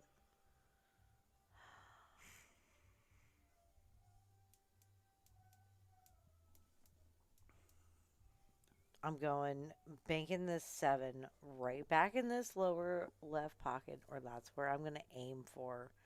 But doing that, you might be making the 9 also. If it gets past that 8. Yeah, I just don't think it goes past the 8. So, my question is it's so close to the 9, like that you can't. That's what I'm saying. Is Well, like, oh. Well, you might be able to kind of bank it like you're trying to hit the 8 with the 7, but go a little wider. The 7's in. Well, you get the 7 on the above the 8 and the cue ball down here below the 9, for example. Like, is that available? Well, that's what I'm saying is you go for the bank on the 7, but that 9 is going towards that corner pocket. Yeah, I mean, if I'm here, really, I might actually go for the cut in the lower right and just let the dice flow. You know what I mean? Like this. Some good things can happen. Let the dice flow, according Because that's to what Jesse. dice do. They flow. Don't roll the dice or go No. with the flow. Let the dice flow. You just let the dice flow. Roll the dice. Let it flow. Let the dice flow. Classic Jesse, mixing 2 things together and making no sense. Let the dice flow.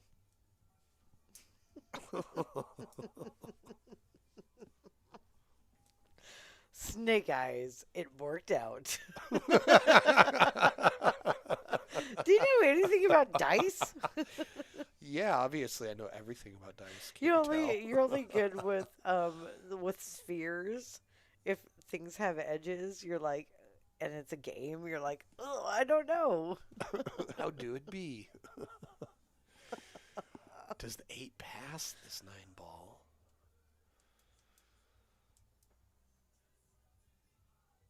Yeah.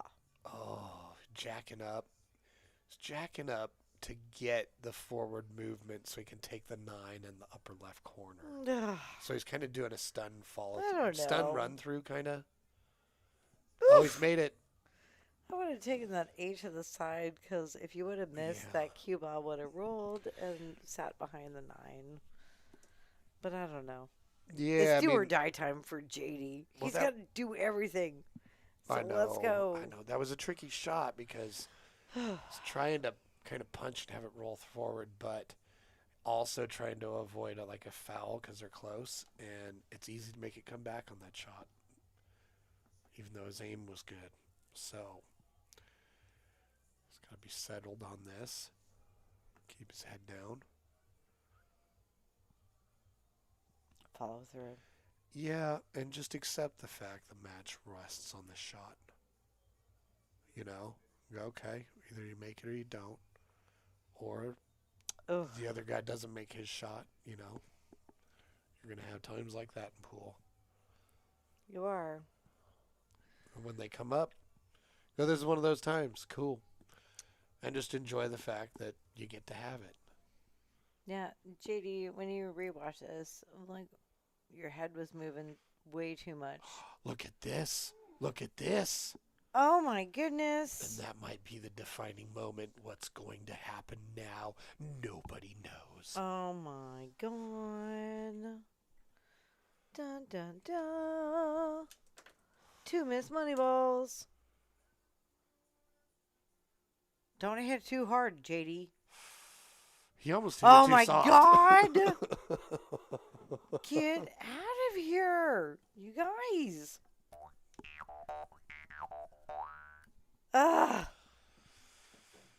Holy shnikes. You're making me crazy. That was so intense. But the match continues, and I love that. Yep. For the drama of it all, right? Yep. for the drama of it all.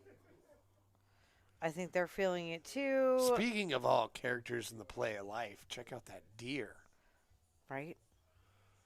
Hoodie season. Yep. Sunglasses season. I know, it's April. You never know what's going to happen. Sun, Antler season. rain.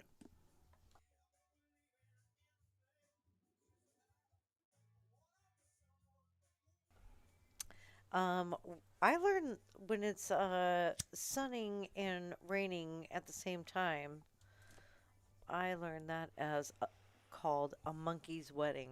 What do you know that as? Or have you ever heard a monkey's wedding? A monkey's wedding. Huh. A monkey's Since wedding. we're going to a quick break, as this match is getting to the most intense part that it has been, and everyone needs a bathroom break real quick. We're all pissing ourselves with joy. Oh my God! Oh, I was going to ask, what do you know it as? What do you have a fun saying for In Utah, that's how when it it's was. sunning We're and just like, raining at the same time? I've experienced all seasons in a single day in Utah. But Oh, it's I'm high sure. mountain, desert, forest combination thing. It's just bananas, you're due to BANANAS. the Something enormous that would elevation definitely changes be and all at that. a monkey's wedding. Right, you're right. But yeah, no, it makes me kind of imagine how Monkey's wedding would go. But it makes me picture him like in dresses and clothing and trying to organize and Okay, well, I just haven't spent enough time around monkeys. contemplate that. Right, because I don't want to accuse him of being uncivilized. We could have Maybe it would be better than I think. I don't know. one more game. We could have 3 more games. What's going to happen? They might back it and jack it, and we have another 25 games. At one point it was 10-4, Right? and look at us now, 12-10. Wow. What a comeback by JD Cantu. That's 8 games, and JD has won. Who's 6 going to of win them. this, you guys? Who you got your money on? What's going to Who's happen? your horse? Thanks for tuning in. Make sure that you are liked and subscribed. Take this time, hit that back button on the chat. Hit the thumbs up. Like those videos. Help us out with the algorithm. Yeah.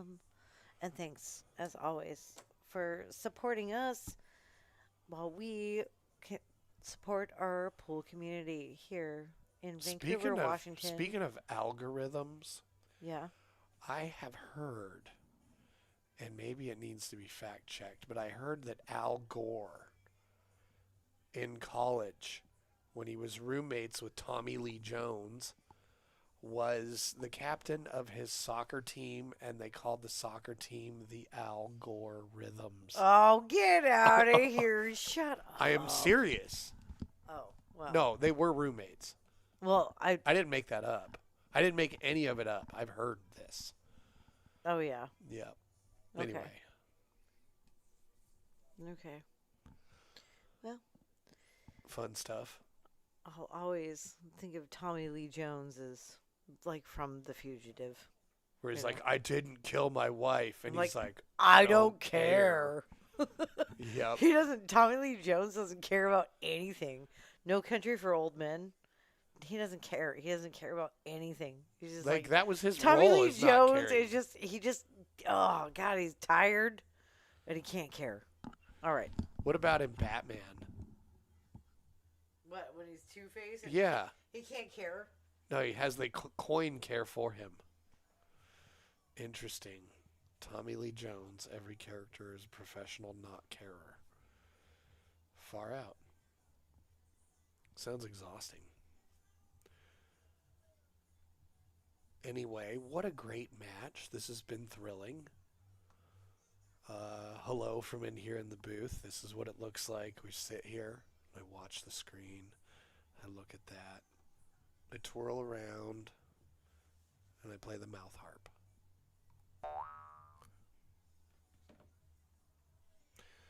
So while they're taking a break, I need to take a break as well. So we'll be back with the stunning conclusion to this amazing contest of pool.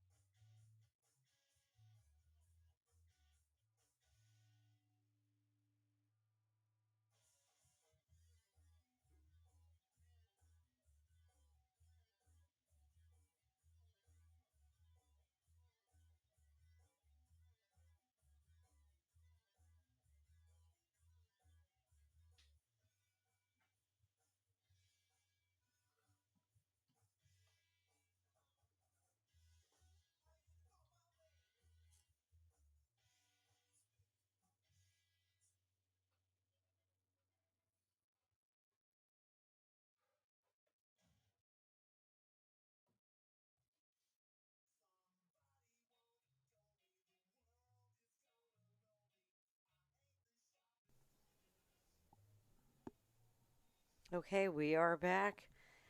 And JD's break.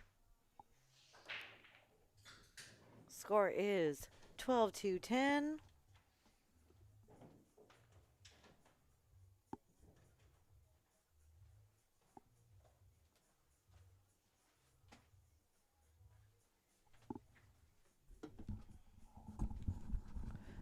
Welcome back. Great to be back. Look at this shot he's faced with. My goodness. This stage in the game.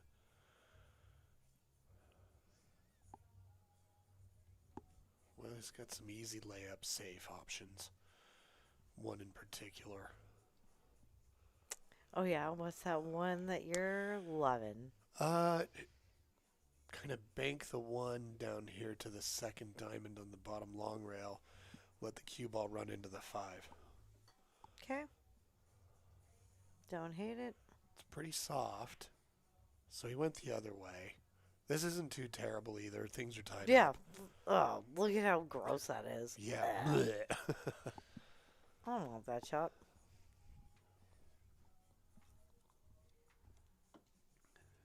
So good call.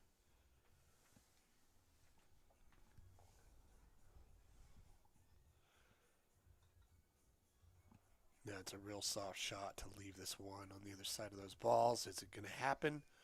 Yes. Ooh. It is.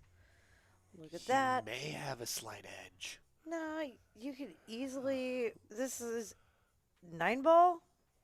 Anything goes. Just hit. Oh, no, I mean, he might be able to see the edge of the one here. Oh, he couldn't, but he thought he could. Why didn't you just kick into it? So many great things can happen. Kicking into it, especially if you go wide, that 3 could go in. Wow. You could have a 1-9 combo after that. You're totally right. That It's was like, it's 9 ball. yeah. Like, you gotta play for the chaos sometimes. Oh, he must have hit it because he didn't take ball in hand there. What? What? What? What? What? It was true. Oh, wow. Okay. Okay, well. Well, it didn't move I so already perceptibly for us. was regaling everyone earlier with the fact that I'm old now. I just had a birthday. My eyes gave up on my Well, hey, birthday. Don't turn it into a self-fulfilling prophecy. I'm just kidding. Yeah.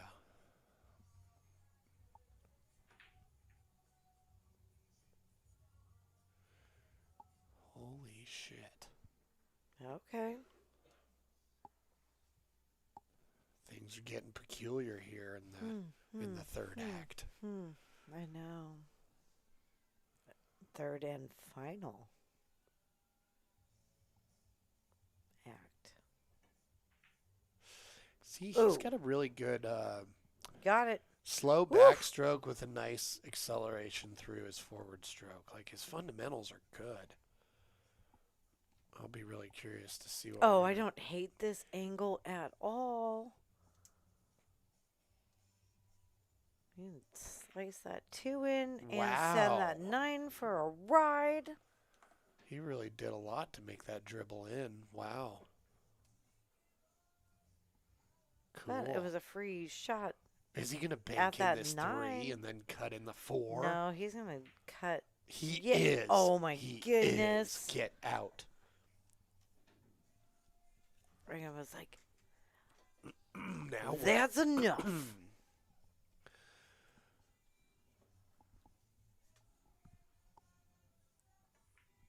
Oh, what have you done, Green Hat? Oh, no. And, but bold save, moves. save, Bold moves. save from the scratch, too. Oh, my goodness.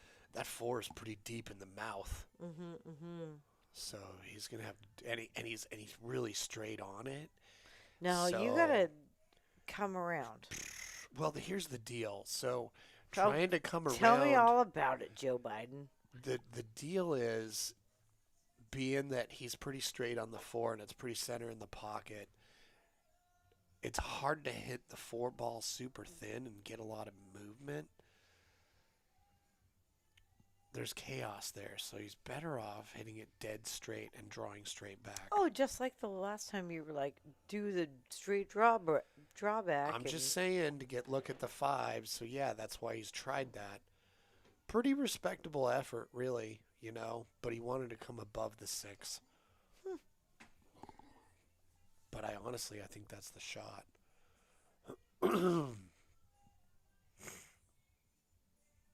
I mean, maybe he could have gone short rail first with a bunch So of what inside now? spin. Cut this in?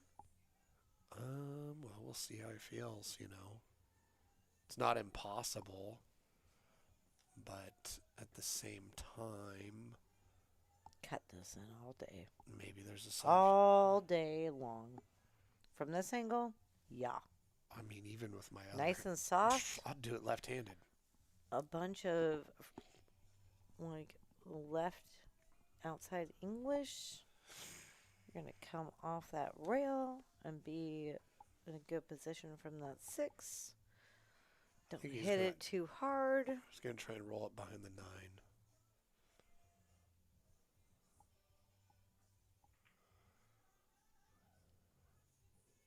Oh, I just let it leak out just a hair. Yeah, that was the higher percentage shot. Was it?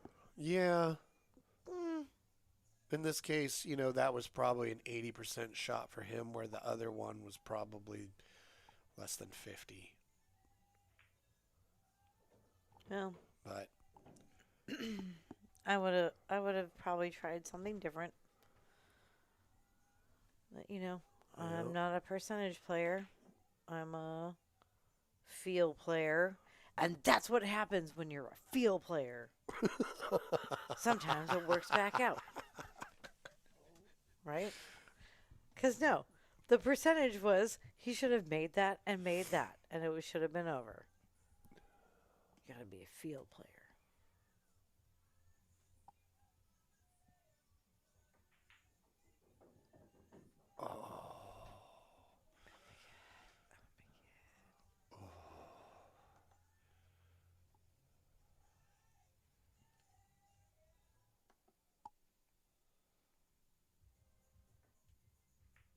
nice. Wow. Holy shit. It is getting awesome.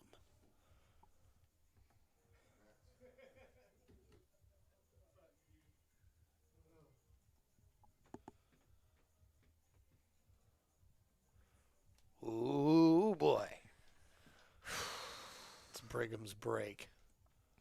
Holy Got shiza. We got some Jacob Oak in the chat. What up, Jacob Oak?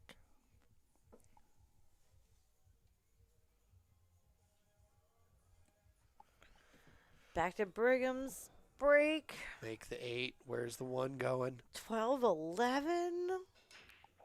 Oh, don't make the 8. And scratch? What kind of bananas, 1 ball in the tape nonsense is this? What?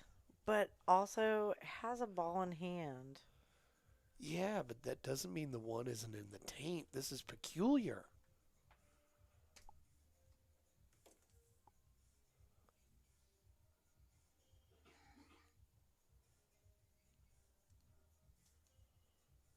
Yeah, this is weird.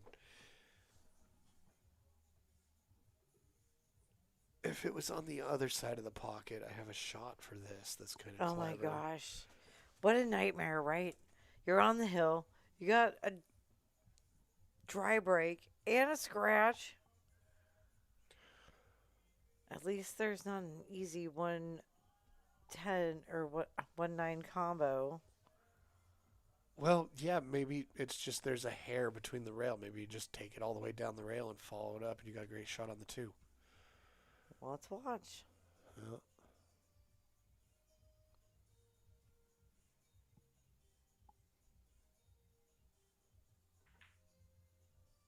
Ooh. All right. Like what? Why are you making that look hard, dude? Oh. I can't even sit anymore. Like my nerves are racked. I'm so into this. Now, what could happen here is he tries to thin the 2 and hide behind the 7 and underhits it because he overhit the last one.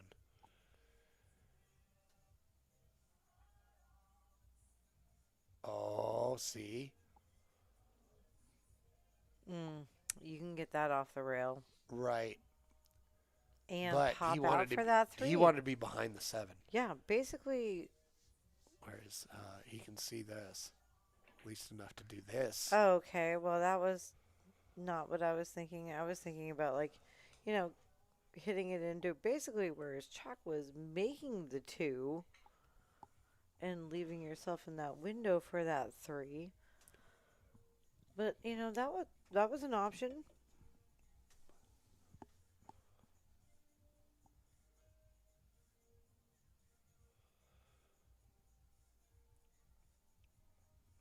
Maybe it's because I'm getting closer to 50. There we go. And I like to kick.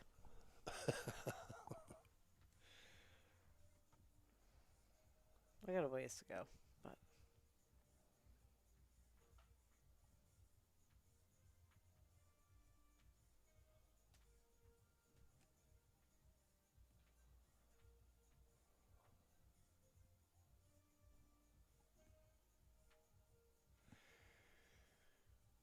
Well, I mean, if you want to be real aggressive about it, it seems like it's like something near a stop shot on the 4 and go for the bank on the 5. yep. But you got to get shape on the 6, and it's a risky endeavor, not impossible, but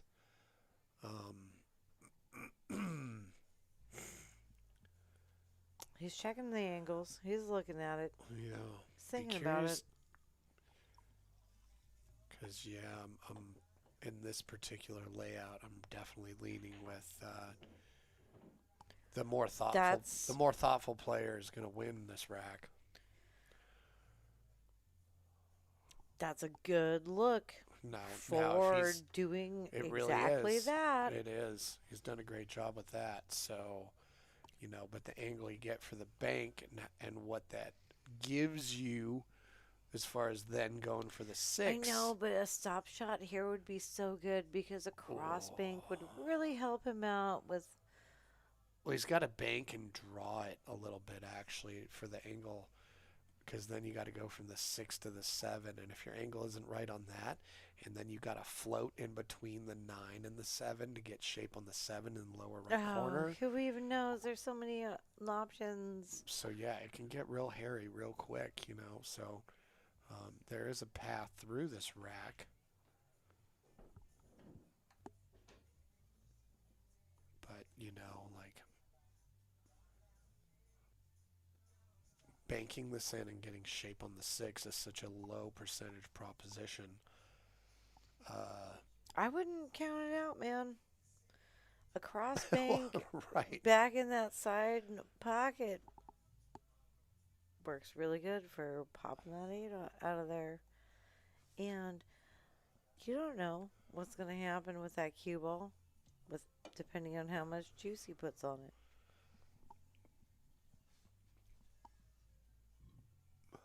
If that 8 ball comes into play. It's going to, yeah. He's got to hit the 5 thin enough to get it back up in all you got to do is make it. You are on do or die time. And he just keeps doing instead of dying. Now he's got to play something thoughtful. He was trying to get a safe out of that. Oh, well.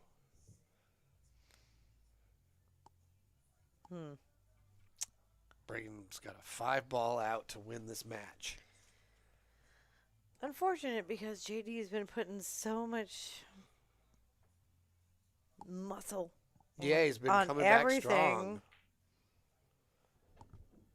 The time that a little bit of chaos and a little bit of muscle maybe would have helped. Who knows? We'll never know.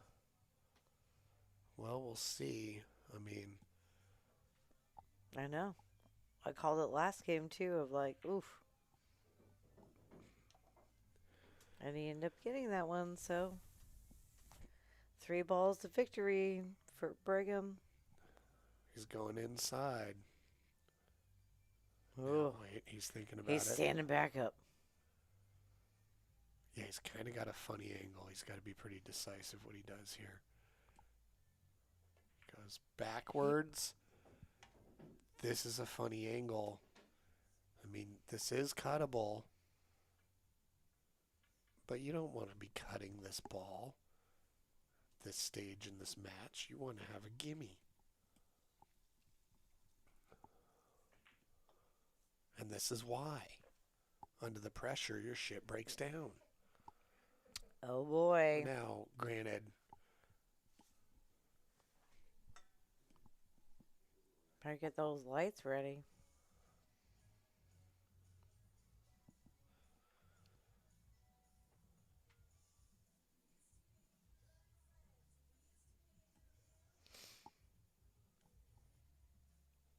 Oh, boy. This is a lot of pressure for both players. yeah, this shot is tougher for JD than the previous shot was for Brig. For sure. So we'll see what he does here. I mean, the touchy's safe to bunt it and sit the 8 on the middle of the left-hand short rail. Touchy shot when the pressure's on, right? So maybe you do the two-way and overhit it and try and get your cue ball to the right of the 9. Cue ball to the right of the 9. Keep going, keep Okay, going, keep okay. going. It's not over yet. It's not over yet. JD making a comeback in hand flips as well. Oh. Yeah, we're going to be able to establish some sort of hand-flipping Fargo after all these matches. Right. Oh, and the bank is wide, but It's going hidden behind wide. the 9. Ooh. Oh, No. my goodness. He can see an edge of it. No. Maybe not. I don't know. This angle, it looks like he can. That angle, I don't know. Switch back. God, I don't know. Not this angle. This angle. Give me a break. I think he's going to have to jump just to hit it. Because Oh kicking my at it is like God. precarious, where if he jumps Oh and my sticks God. there, who knows what can happen. But you definitely want to hit it and give yourself a chance for something to happen, you know? Yeah, he's going jumping. Oh, boy.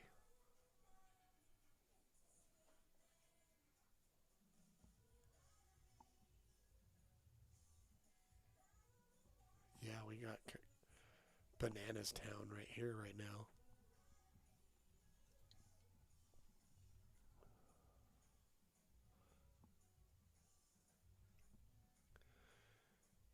The cue ball could go 3 rails and hit the 9, and the 9 could go in. Travis, I like the crossbank too. I even like kicking at it from the short rail and going to I don't the think side. he can see any part of it. But from other angles, it doesn't look like that is. Oh, no. Please don't. Oh, Oh. oh boy.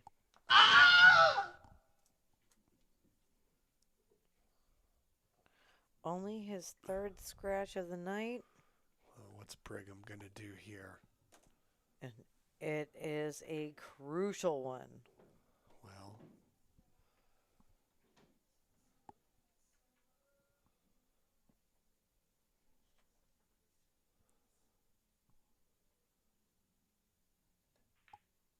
sinks it. And with that, Oh, man. That was a close match. I Man, know definitely that came was down like to the wire there, it really did. And you know what? We saw a really great comeback and a never give up attitude by JD tonight. Absolutely. He was down 10-4 at one point in this game, in this match, Unbelievable. and ended up 13-11. Oh, boy. Yeah, I know. You know, we all can say what you would have, what you should have, whatever, right? But you all, like, we all have to be there right then, make a choice right now, take a shot, go. And sometimes it doesn't work out. Like, it doesn't work out for me, for you, for you. It's For true. It has not worked out for me So, sometimes. with that being said, But yeah, you got to just try I'm it gonna out. go grab See some what's going to folks happen. and get some interviews. Drop your questions if you have any in the chat. Oh, that's a great idea. Do you have any questions for these fellas? Thanks everybody for tuning in. Yeah. If you have questions, drop them in the chat. Then I'll read them to them, and you can watch their response. I think that's how that's going to work out. It makes sense to me right now. Got a good handle on that. But I'm really excited to hear. Hello. How are you, Brig? I'm good. Great. Well, you shot really great tonight. How did you feel coming into this? It seemed like you guys were kind of neck and neck for the first little bit of it. What do you think kind of precipitated the change, or was there a moment there that you remember? I feel like when I kicked that 7 and got that 7, 8, 9 combo, that felt. Let's put those on your head. So that combo felt really nice. I was just going for a solid take, got a little lucky there, but I feel like that really changed the momentum of everything a little bit. Okay. Because right after that, I started getting in the groove and started shooting really well. But it was a tough match overall. It was fun. Well, I Super fun. remember after that, there was a moment where he had the opportunity to take it because you were ahead 4-3.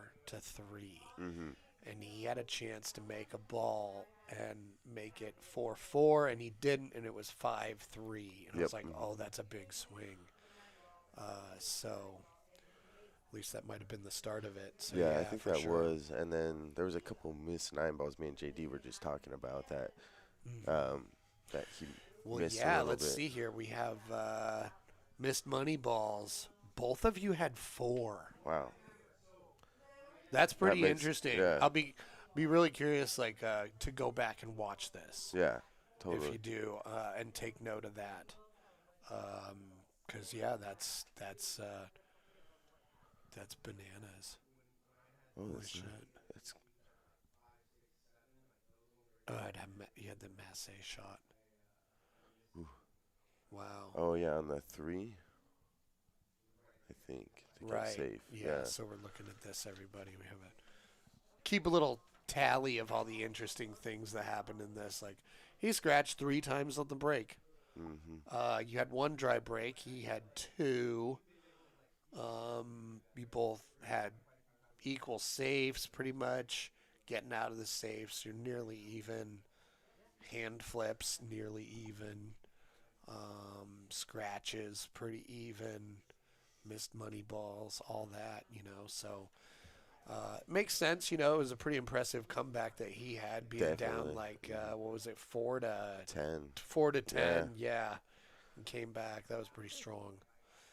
But No, yeah, that was gave me a little scare for sure. I was definitely starting to shoot, tighten up a little bit when he started coming back. nice. Yeah, so I felt like I had to try and get some more defenses, but it was tough. Well, that's pretty JD's a cool. So you good shooter. feel a little bit of pressure. Exactly, right? Oh, sweet. Yeah, that's what we love, like to feel that kind of pressure and try and perform under that. Yeah, you figure your stuff out.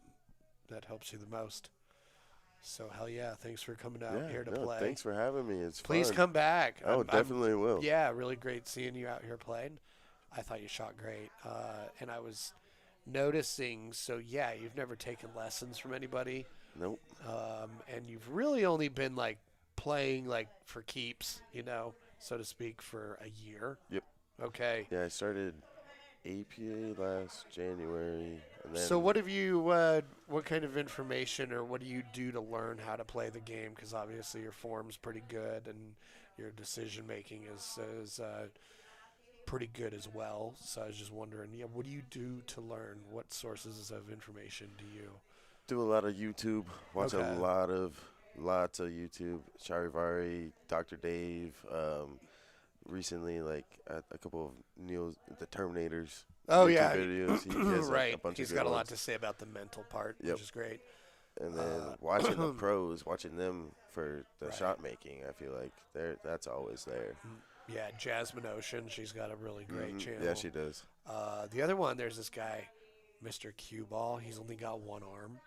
Really, I don't think I've seen him. And well, I'm not sure which country he's from. He's got an accent, but this guy only has one arm, and he's got a little device to help him bridge. Mm-hmm. He can draw the ball as well as anybody on earth. That's crazy. It's his channel's like Mr. Cue Ball or something I'll like have to that. look But it's that just up. to watch this guy. He's got no bridge hand, and his backhand is so good. He can just draw the hell out of the ball. Perfectly flawless follow through, all that. That's awesome.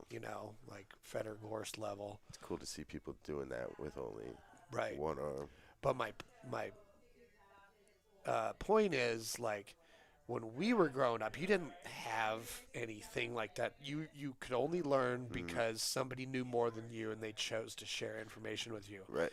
But now, or you hired somebody for lessons, or Yeah. whatever. But now, yeah, you can go online, learn as much as you want. No, and totally. you're only limited by how much effort you put in.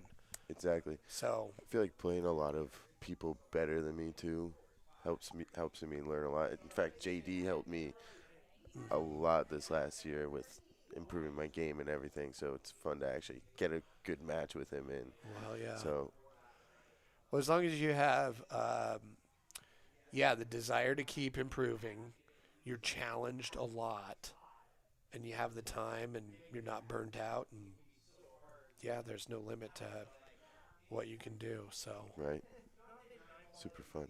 cool. Well, hell yeah. Will you tell JD to come in here and share his thoughts with us? Hell yeah. Like I said, wonderful to have you here to play. Awesome work. Can't wait to see you again. Oh yeah, I'll be back. Cool.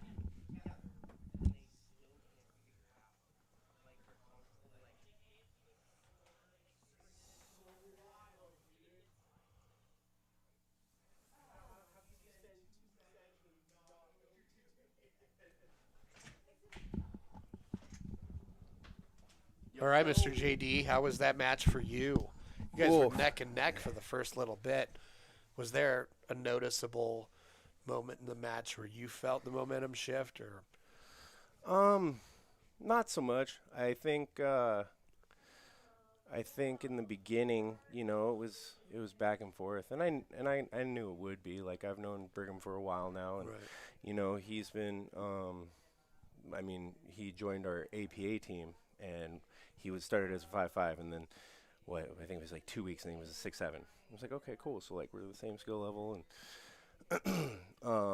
and at the beginning it just kind of like a little bit of jitters and trying to feel it out, and I think I kind of got overhyped a few times, and then just was missing shape, and missed 9 balls, and but Yeah, I you guys ca- both missed 4 money balls. yeah, that's rough. Yeah, I was That's like, I rough. remember a few of them, but then I pulled this sheet up. I was like, oh, wow, 4 apiece. Yeah, but I mean, there was a lot of times too where it was like positional errors, like in the middle of the rack. Like, okay, like got the first ball, got the Right, second right. ball, and then that position on that third ball is a little tough, and you kind of misjudge it a little bit, and then you kind of leave it for him, and he's good enough to just find a way to either make Yeah. it, and then and then there was that defense I played on him, and he kicked at that 7 ball, and it triple comboed the 9 ball in. Oh, right. That was kind of a little bit of a turning point. And there was Right. another time you got him hooked behind the 7. It was on, the lower left corner of the table from our view anyway. And like, whoa, what a nice delicate shot. And he hit it with like reverse into the short rail. Yeah, Just that enough 4 to ball. hit that 4 ball. Yep. And we're like, what? Yeah, gosh, what would that? We were just like, how does that feel to be JD? Where you're like, I locked you up, you Yeah. bastard, and he hits that. You're like, Yep. what? Well, I Come mean on. that's what it is, and you know, a lot of times, like, and I knew I wanted to actually lock him up tighter. A lot of times, there were a few where like I just misjudged the way like it would come off the rail, Okay. because they were kind of more sliding off the rail. I was, yeah, we brought that up. We're Yeah. like, wait a second. I wonder, is JD just quite a bit more used to the conditions at like Midway? Well, so I have my table at home, so I mean it's Right. better than Midway. So like, yeah, it was just a little too much, and I wasn't really adjusting for Right. it because, Oh, I might be having a pollen episode. no, oh no, Yeah, That's this rough. season is great. yeah. Anyway. Okay, Yeah, no, it's but yeah, man, it was good, and I knew it was gonna be tough because like he can shoot good, dude, like out of nowhere, and not really out of nowhere, but he can just turn it on. And he does great, and you know, it was fun to play. I knew the kind of vibe it was gonna be. He's a cool kid, Right. He's real mellow, and he just wants to play good, He Well, one thing I did notice, like your game early in the match, probably the first half dozen games at least, you were hitting the bottom of the ball super well and controlling the speed, controlling the angle, just using that super well. It was like devastating, and awesome. And then it was like when you weren't hitting above the ball, there was a couple errors. Yeah, so You know? I have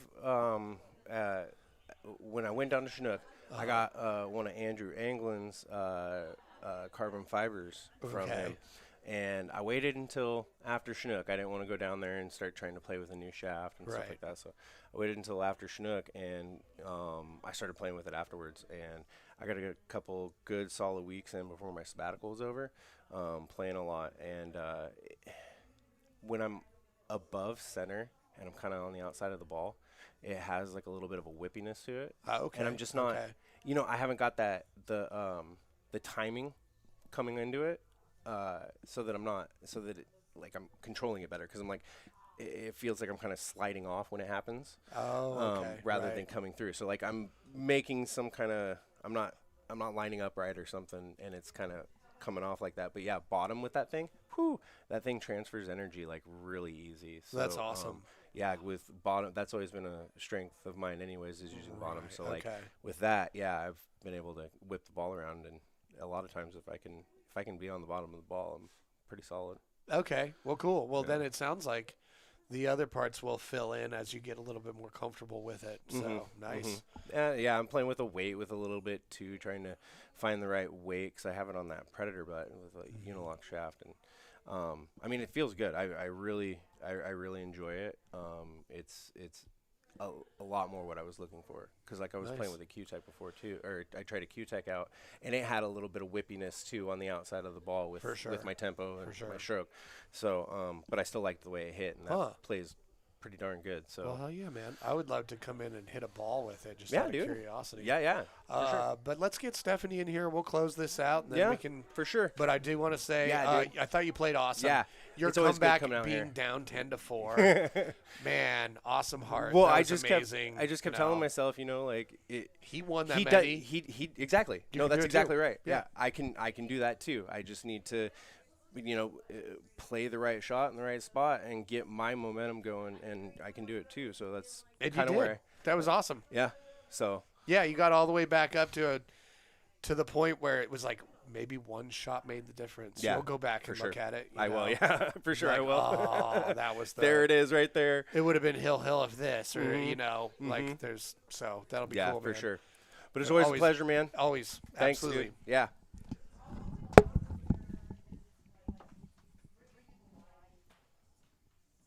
Wow, what a cool match!